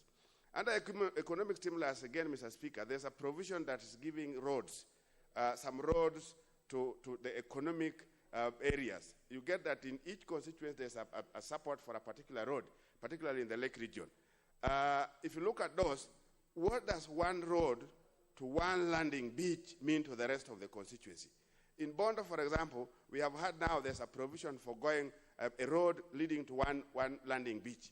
But then I have 23. What happens with the other 22 when only one is supported? So, Mr. Speaker, I think under the economic stimulus arrangement, a lot of things need to be reviewed at the process, at the time of executing the entire package. That needs to be revisiting the youth issues, the unemployment issues, the economic areas. Member for Kieni. Thank you, Mr. Speaker, for giving me this opportunity. And I want to, from the onset, thank the committee for the work well done and support this motion. Mr. Speaker, I also want to thank the Committee on Trade, Industry and Cooperatives for the good work that they did under very extreme conditions, Mr. Speaker, to come up with the various recommendations, Mr. Speaker. The recommendations that, Mr. Speaker, I put forward to the BAC committee, and of course they were very, very supportive. But, Mr. Speaker, it remained as such, that they were very supportive. They say that we have to live within our means. Mr. Speaker, we are living in very difficult times during the COVID time. Mr. Speaker, many businesses have been interrupted. Imports have been curtailed. And, Mr. Speaker, we have learned a lot that the country can be closed from the outside world. And most of the things that we rely on coming from China, from UK, from US, could be curtailed. And, Mr. Speaker, we found ourselves in a very awkward situation. But, Mr. Speaker, every challenge projects an opportunity, Mr. Speaker. And this is an opportunity that this country should seize and make sure that we utilize, Mr. Speaker. We need to build Kenya and buy Kenya. Mr. Speaker, it's very, very unfortunate that even the masks that most of us are wearing today are imported, Mr. Speaker. Very simple things that could be made locally. But we are happy and proud that one of the agencies that we were able to support, Rivertex, has come up and was able to produce masks and masks for our people. Mr. Speaker, during this period, we have also seen that equipment, the PPEs, Mr. Speaker, that we have been importing from China, we have been told that some of them were even substandard, that these PPEs were produced locally and at half the price. Mr. Speaker, I am saying this because when the makers of this budget, and especially Treasury, should be alive to the point that we need to build our country, we need to build our industries, we need to support our industries. And it should also be projected in our budget. Mr. Speaker, this budget did not support very much the industries and what we have been speaking about. Industry is one of the big four, but unfortunately, it is not commensurating with the budget allocation. And, Mr. Speaker, I just want to give a typical example. That in the supplementary one, Mr. Speaker, this House allocated 2.6 billion shillings for the special economic zones in Dogokudu in Mombasa and also SEZ in Naivasha. In supplementary 2, Mr. Speaker, the entire allocation was withdrawn, Mr. Speaker. And the unfortunate thing is that the money had been sent to the various SAGA, and the SAGA had commenced the procurement process. Mr. Speaker, I don't even know the law that the Ministry of Finance or Treasury used to recall the money. It talks volumes to say the least, about Treasury, Mr. Speaker, because there is no way this Parliament can appropriate money, they disburse the same amount and recall the same amount when, of course, procurement was already in place. Mr. Speaker, we have about 61 missions abroad, in China, in UK, in US, in African countries, Mr. Speaker. But I want to bring to the attention of this House that in all those 61 missions that we have abroad, we only have 4 trade attaches. We have no trade attache in China. We have no trade attache in London. We have no trade attache even in our African countries. Mr. Speaker, we have no trade attache in Tanzania. And these are some of our biggest trading partners. And every other day, we are complaining that we have a trade imbalance in favor of the other countries. The work of trade now has been left to the ambassadors, of course, who are busy in other things. In each and every mission abroad, Mr. Speaker, there is a security attaché. Yeah? There is a person from NIS, Mr. Speaker, but we have not given preference to the trade attaches. I am happy that when I made this proposal to the BAC, they were able to consider about 100 million shillings, which of course we are grateful because we are at least going to be able to get at least 5 or so attaches in those foreign missions, Mr. Speaker. After this COVID, and I don't know whether we should say that we are talking about after COVID, because it has started as an epidemic, now it's epidemic, and I believe, Mr. Speaker, in future it might be endemic. We might live with it. So if we are going to get out of this, Mr. Speaker, we have to look for ways and means of how we are going to export our products. Who is going to promote these products? It is these trade attaches who will be stationed in the embassies abroad, who will be able to promote our trade and also our products. Mr. Speaker, we made various recommendations, Mr. Speaker, of how we can support even our milk industry. Mr. Speaker, and I want to thank this House because we have been able, through this House, to modernize New KCC. And the reason we focus on New KCC is that New KCC is a buyer of the last resort. It's not like the other commercial entities. New KCC always mops up the excess milk. And we are happy because they have been able to help in stabilizing the prices of milk. Mr. Speaker, I want to say that in this financial year, we had allocated about 500 million shillings, Mr. Speaker, for mopping up excess milk. But, Mr. Speaker, we forgot that to convert this milk, you need equipments, modern equipments. The equipments that are in New KCC are obsolete. And I'm happy that in this financial year, there was a consideration that we have money to buy equipment so that we are able to modernize, such that we have modern equipment and also New KCC can be able to compete with the other private companies. Mr. Speaker, finally, I want to say that I believe moving forward, Treasury should work very, very closely with the ministries. Because when the Ministry of Trade, Industry and Cooperatives came before us, they could not read from the same page with Treasury. They had their own proposals, whereas Treasury had different proposals. I think before they present the budget, maybe in future, Mr. Speaker, there should be concurrence and making sure that they also consider, and especially the Big Four. Mr. Speaker, with those many remarks, I want to say that this challenge has presented an opportunity that we as a country, we need to seize and make sure that we buy Kenya and we build Kenya. Thank you, thank you so much, Mr. Speaker. Member for Homa Bay. Thank you very much, Mr. Speaker, for this opportunity. I'd like to support this report of the Budget and Appropriations Committee.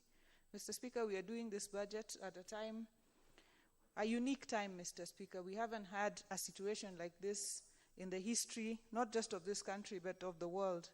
The world has been jolted to reality, and this country has been jolted to reality, Mr. Speaker, and we must, even as we go through this budget, warn Kenyans that it's going to be a time to tighten our belts, Mr. Speaker. Mr. Speaker, looking at the budget report, we are seeing that our GDP growth projections has been revised downwards to only 2.5% this year of 2020, maybe 5.8% in the new year, bringing an average of 4.8% in the year 2020-2021, when we had been hoping that, Mr. Speaker, by this time, we would be running at a double-digit growth rate as a country, Mr. Speaker. Mr. Speaker, we are faced with a weak healthcare system, weak emergency response, and, Mr. Speaker, lack of data to have an effective response, Mr. Speaker. Mr. Speaker,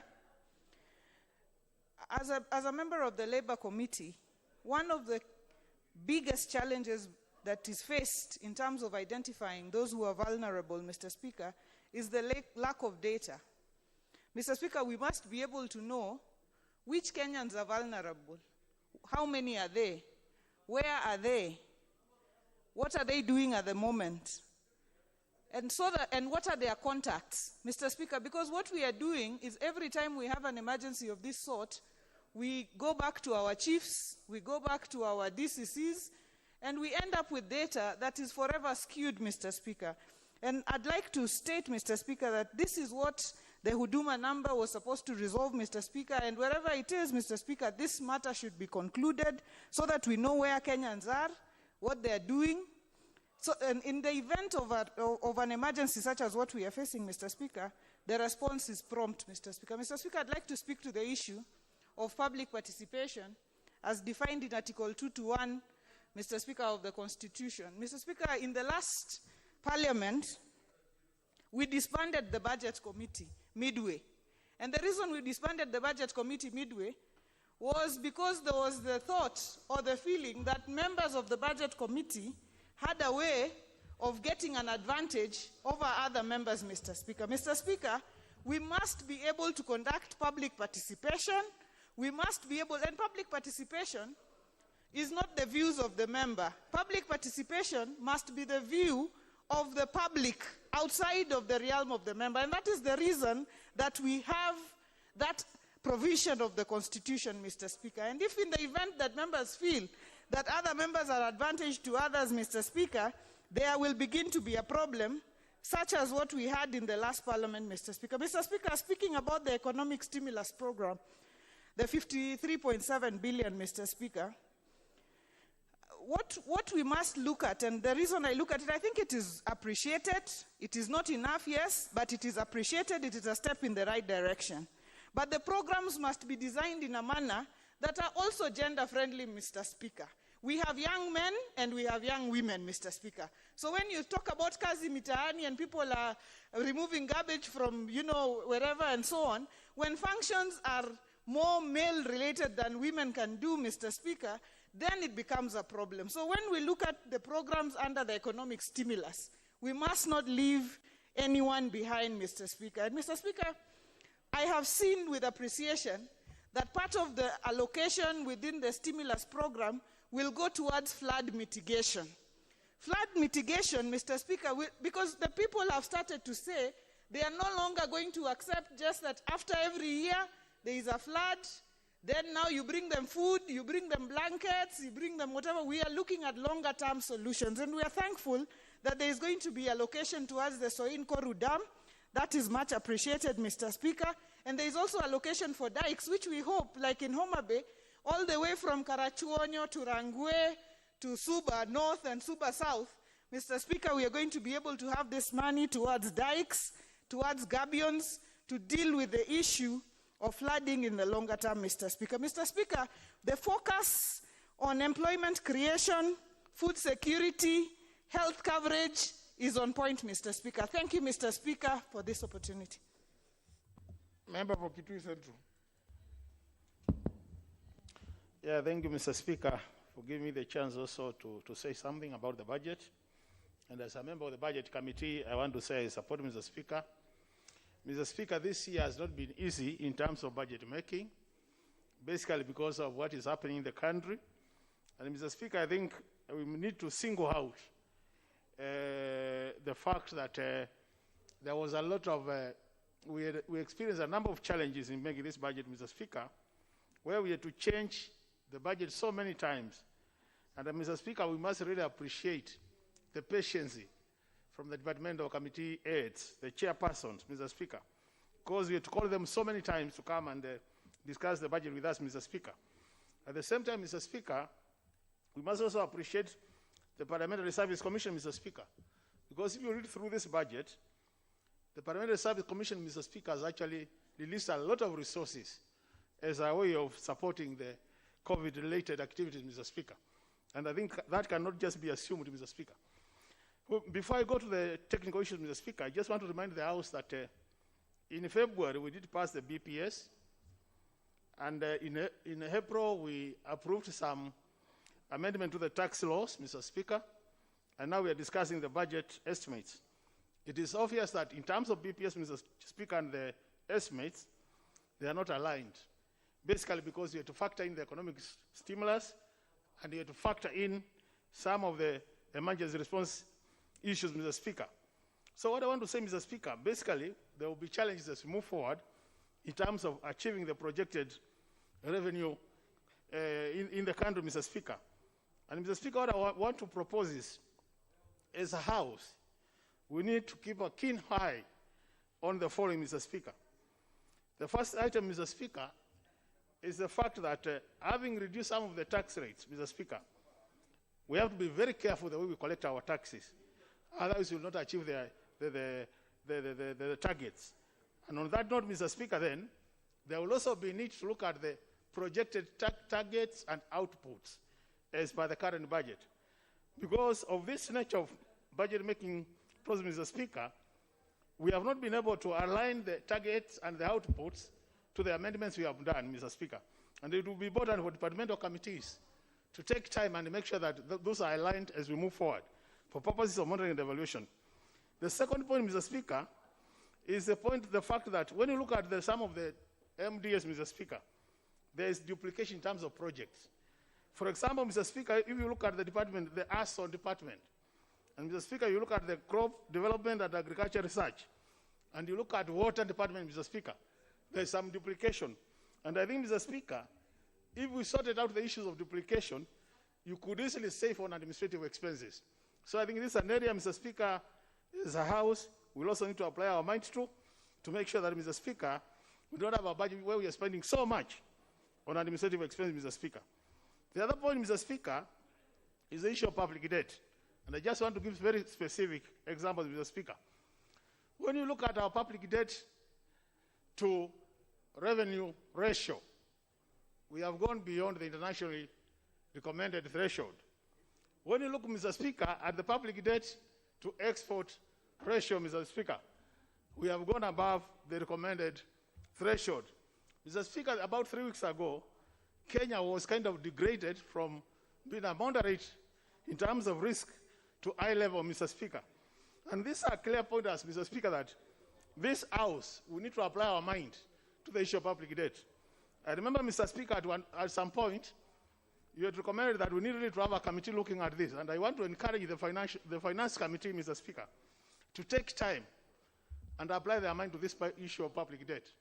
If it is not done, Mr. Speaker, this is a big threat to this country. And I think really we can't ignore it as a House. Mr. Speaker, the other point, which is important, is when you look at this budget, we have put some money for Nairobi Metropolitan Services, Mr. Speaker, 28.4 billion. This money, Mr. Speaker, the truth of the matter is, it is money which is supposed to come from the county government. But it's now in this budget.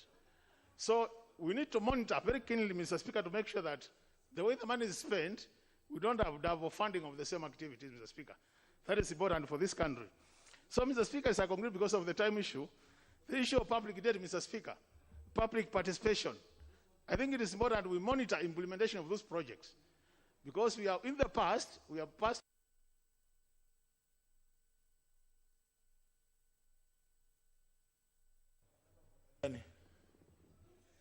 Thank you, Mr. Speaker, for this opportunity. Honourable members, don't bother.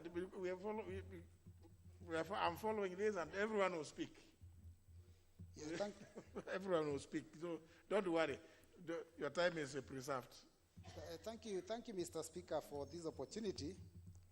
I want to begin first by saying that I support the committee's report, the Budget and Appropriations Committee. Mr. Speaker, we are dealing with a very unique time. And I appreciate that we are doing this budget during a time when we have major difficulties, but the country is looking at us. Mr. Speaker, there is serious expectation from the nation for support from this House. And the difficulties, Mr. Speaker, stem from last year, because last year, I remember we had the issue of the locust invasion. Early this year is when Corona hit our borders, and in the recent past, we also have these issues of flooding. So basically, there's serious challenges that we are facing as a nation. But the citizens of this country, Mr. Speaker, expect a lot from this House. Recently, there was a survey that was done. And apparently, from the report I saw in the media, only 19% of Kenyans think that this House is seized of the matters of Corona or COVID-19. Unfortunately, it's like that means basically 81% don't think that we are doing anything. They think we are sleeping on the job. Maybe Kenyans need to understand, and maybe that's why we need to strengthen our PR as a parliament, that every law or regulation that is being applied in this nation so that it can assist Kenyans during these hard times has been passed in this House. So Kenyans don't seem to know that, because when you look at the people or the groups that they are ranking very highly, Ministry of Health, Ministry of Interior, but all those regulations come through this House, and this House is the one that passes them to allow for mitigation against this COVID-19. In fact, Mr. Speaker, the laws, like for example, the ones to mitigate so that we can assist Kenyans who are suffering, like for example, the reduction in taxation, income tax from 30% to 25% was done in this House. The reduction of VAT from 16% to 14% was done in this House. Mr. Speaker, even the abolishing of tax for people who earn less than 24,000 was done in this House. But Kenyans out there seem to think that this House is asleep and we are doing nothing. Maybe, Mr. Speaker, it's important for Kenyans to know that even if we were to go to war as a nation, this House would have to approve and allow the nation to go to war. But members of the House would not necessarily be the ones leading the squads out there and shooting their guns. So it's important that Kenyans know we have a role, and the role we are playing is we are doing it to the best of our ability. I think we would say that, I would imagine that we have performed at least over 80% in performance. Mr. Speaker, I think that the trick here is the Kenyans, when COVID-19 hit the borders, expected members of parliament to be leading at the front. Now, what they don't know is that as we can only pass budgets and allow them to have money and pass regulations that help them to be able to sustain themselves during this period. But we will not be the ones that go out there, because even the Ministry of Health regulations, which we passed here, say that we must ensure that we give space. In other words, we have social distance. It says that we avoid going into crowds.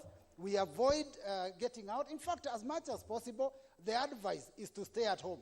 But when Kenyans see members of parliament staying at home, they think they are asleep and they are not working. So it's important for Kenyans to know, even members of parliament can get COVID-19.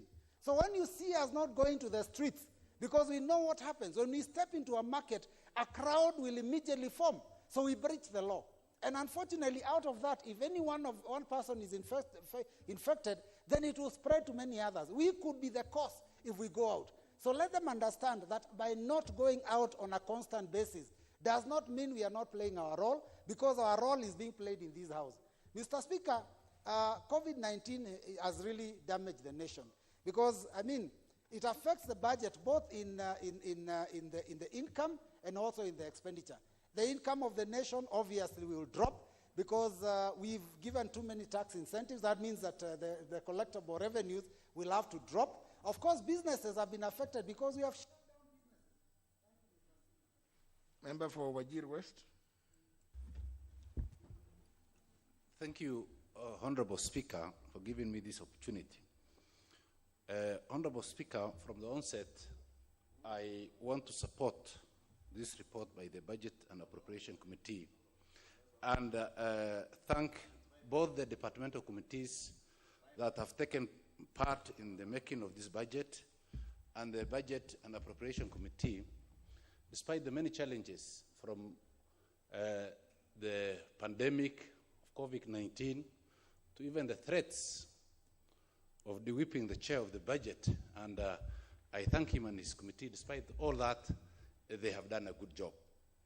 Honorable Speaker, resources in this country are allocated in a manner that cannot be explained to the public properly, because ministries and departments prioritize projects that might, to some extent, concentrated in some counties. It is important that constituencies, counties, and regions of this country grow at par so that nobody feels neglected.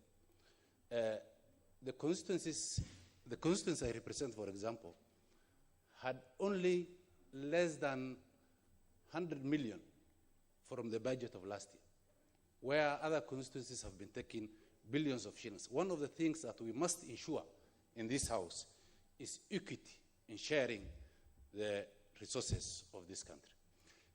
The stimulus program, the 53+ billion that was allocated through the stimulus program, must be taken to the constituencies, because there are no constituencies that are less affected by this pandemic than others. It will be very unfortunate to again see some of the constituencies that we represent that think by coming to other parts of Kenya that they are going to other different countries again face the same thing, especially on the issues of food security, because people who depended on livestock products and livestock trade in the areas we come from are really suffering on their incomes. I also want to thank both the Budget and Appropriation Committee and the Agriculture Committee for reallocating Kenyan shillings 92 million shillings to the Wajir Livestock Training Institute. This institute was created through a presidential directive in the year 2016. And it will be full-headed, for example, for students and children who want to study on issues of livestock, to come all the way from Mandera, Marsabit, to come to Naivasha, when all they want to study about is camels and camel diseases and that kind of stuff. It is important that that money has been reallocated for the expansion of that institution, which is very critical for the economic development of that region. Honorable Speaker, I belong to the Administration and National Security Committee. You hear one of the most questions asked by the members of this House to that committee is when administrative units, whether sub-county, all the way to a sub-location that were gazetted, will be implemented. And the statement that has just been issued by the chair of that committee was about resources. And the answer we always give is that when Treasury allocates resources, when we know that budgets are made in this House. The areas we represent, especially those with difficult insecurities, borders with areas that have problems of terror, those administrative units cannot be operationalized simply because of an excuse that should not be there of issues of resources, when we know our people are killed daily by terror groups who come from across the country. For example, and I want to encourage, because of time, the Ministry of Education, because it is only the COVID-19 that has acted as an equalizer. The schools in northern Kenya will not reopen even in September because of the terror issues. So it is important, as we think about the corona and its results, we also think about the problems of Member Voseme. Thank you, Mr. Speaker, for giving me this opportunity. Mr. Speaker, let me start by appreciating the work of the committee, and let me also appreciate the fact that this time, when the committees were looking at the budget proposals, we didn't have a plenary. So that is why actually the committees were able to work into great amount of detail. So Speaker, when this report was brought today, there were amendments, and I really do support those amendments because if you look at them, they were actually to do with public hearing, economic stimulus, and also the money for the COVID, supporting the COVID programs. And Mr. Speaker, it also, those areas also looked at areas of flooding. And I really want to point out one area. This flooding that occur every year, we really must find a way of dealing with them once and for all. And therefore, really, I support the funds that were put in the Korusain. Although it was supposed to be 1 billion and reduced to 500 million, this project should be actually completed, because if it is done, I think we'll not see the Nyando floods again. And it will generate electricity, it will also use for irrigation. So I think it was done for a good reason. But Mr. Speaker, we also know that we have marked down our growth, our expected growth. But in my mind, looking at COVID, people are talking of September. Going by similar incidents that have occurred before in the world, we really must be looking even at 2 years, the best 1 year, and the impact may even last longer than that. And so a growth rate that we are talking 5.6, we must still be careful about it, while at the same time, Mr. Speaker, we have actually a budget deficit of 7.3% of the GDP. While at the same time, Mr. Speaker, we also have a big public debt. Big, I think the figure that was given, something like 900 billion. That's huge, almost going to nearly half our budget. And of this, we are told 51% is interest. So we must look at this. That is leaving alone the pending bills that we have. So we have a budget that we have to, as we pass it, look carefully. What that means in my mind, Mr. Speaker, is that we are likely to actually go into supplementary budgets. And the other danger is we may find misuse of 223 where there will be expenditure that was not approved here. I know the situation is dire, but we really must avoid that. Mr. Speaker, one thing I want to talk about very seriously is the issue of COVID. I've said it's a new virus. Nobody knows how it is behaving. It looks like it's behaving differently in Africa, maybe God on our side, but the data is not clear. And a lot of money has been put there. I know we have the COVID fund. Mr. Speaker, we have given 5 billion to the counties to prepare themselves. Two dangers that we really must look at. We may actually spend so much money, rightly of course, to prepare, but in my view, the strengthening of the health systems and going towards UHC must be looked at. We must spend money in such a way that the preparations we make, the facilities that we put in place, later on when this is over, we can actually put them to good use and make UHC really a reality. And also there's one point I really want to make every time we talk of strengthening and reforming NHIF.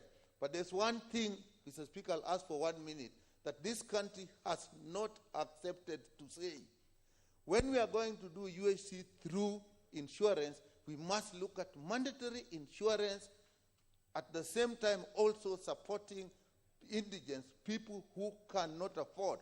And even now, that is the problem we're having. What do we do with people amongst us who need help at times? So that data is important. When we can pay for the indigents, then everybody else must have mandatory insurance.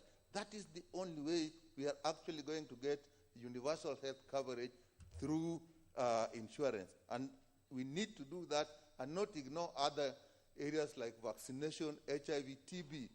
Those dangers are there when we just focus on COVID. We must look at for COVID, but we must look at... Member for Udanyi.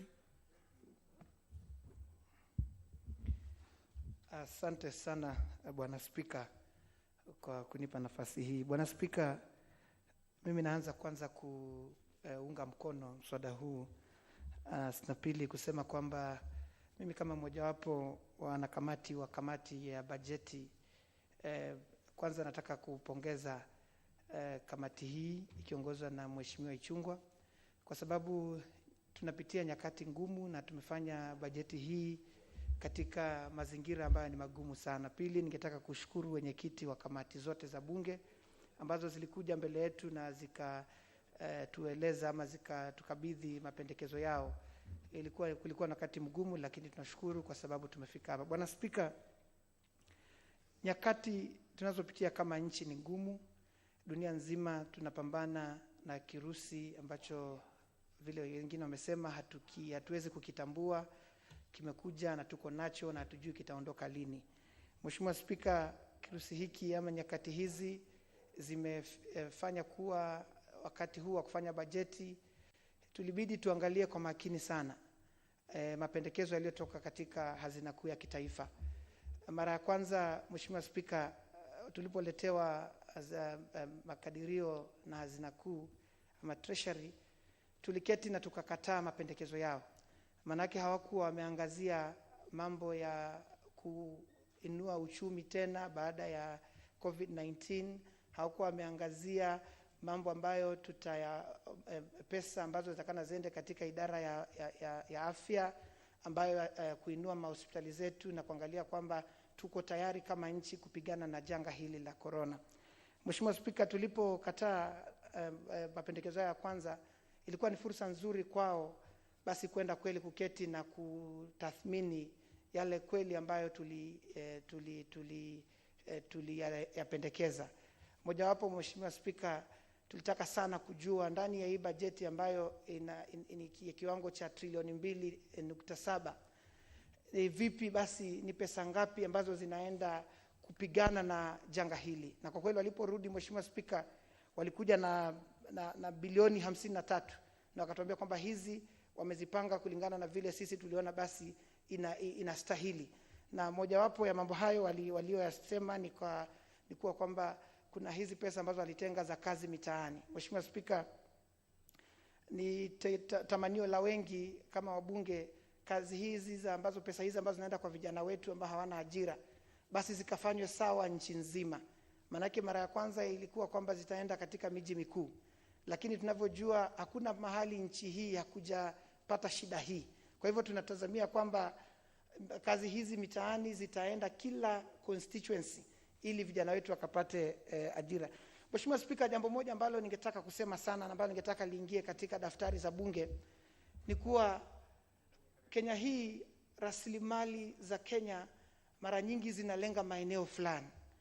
Bajeti hii, Mheshimiwa Spika, ni pesa nyingi ambazo zimekadiriwa hapa, lakini tukiangalia zile miradi ambazo zimewekwa na zimetiliwa maanani sana, tunaona basi kuna sehemu fulani zinapata mgao mkubwa. Mheshimiwa Spika, nikisema tu maybe nitaje mfano tu katika mambo ya barabara. Mheshimiwa Spika, mwaka huu mimi nilidhania kwamba yale maeneo Kenya hii ambayo hayana barabara za lami basi zitawekwa ndani ya bajeti hii. Mheshimiwa Spika, katika paragraph ya 16 imetaja undani kama mojawapo ya zile maeneo bunge ambayo hayana lami. Mheshimiwa Spika, kwa sababu ya hii COVID-19 ilikubali tu kwamba mwaka huu tutakosa lami, lakini naomba bunge hili litilie maanani sehemu zile ambazo zimebaki nyuma sana kimaendeleo na sana sana kupitia miundo msingi ya barabara. Pili na la mwisho, Mheshimiwa Spika, ambalo lilinitia kiwewe sana ni kwamba mwaka huu pia nilitarajia kwamba mradi wa Mzima tu ule utawekewa pesa, lakini waziri alinihakikishia kwamba kwa wiki 2 zijazo kuna makubaliano yanayoendelea kati ya wizara na wafadhili kutoka China na kwamba mradi ule utapata ufadhili. Mheshimiwa Spika, mambo haya ni mambo mazito. Kenya hii, wacha kila sehemu ya Kenya ikapate kukua sawa na nyingine, ili kila Mkenya anayelipa kodi ajihisi kuwa ni mmoja ama afaidi katika kodi ile. Mheshimiwa Spika, Mheshimiwa Spika, mimi namaliza kwa kusema kwamba ni lazima miundo misingi ya afya izidi kutiliwa mkazo. Kwa sababu gani, Mheshimiwa Spika? Member for Mathare.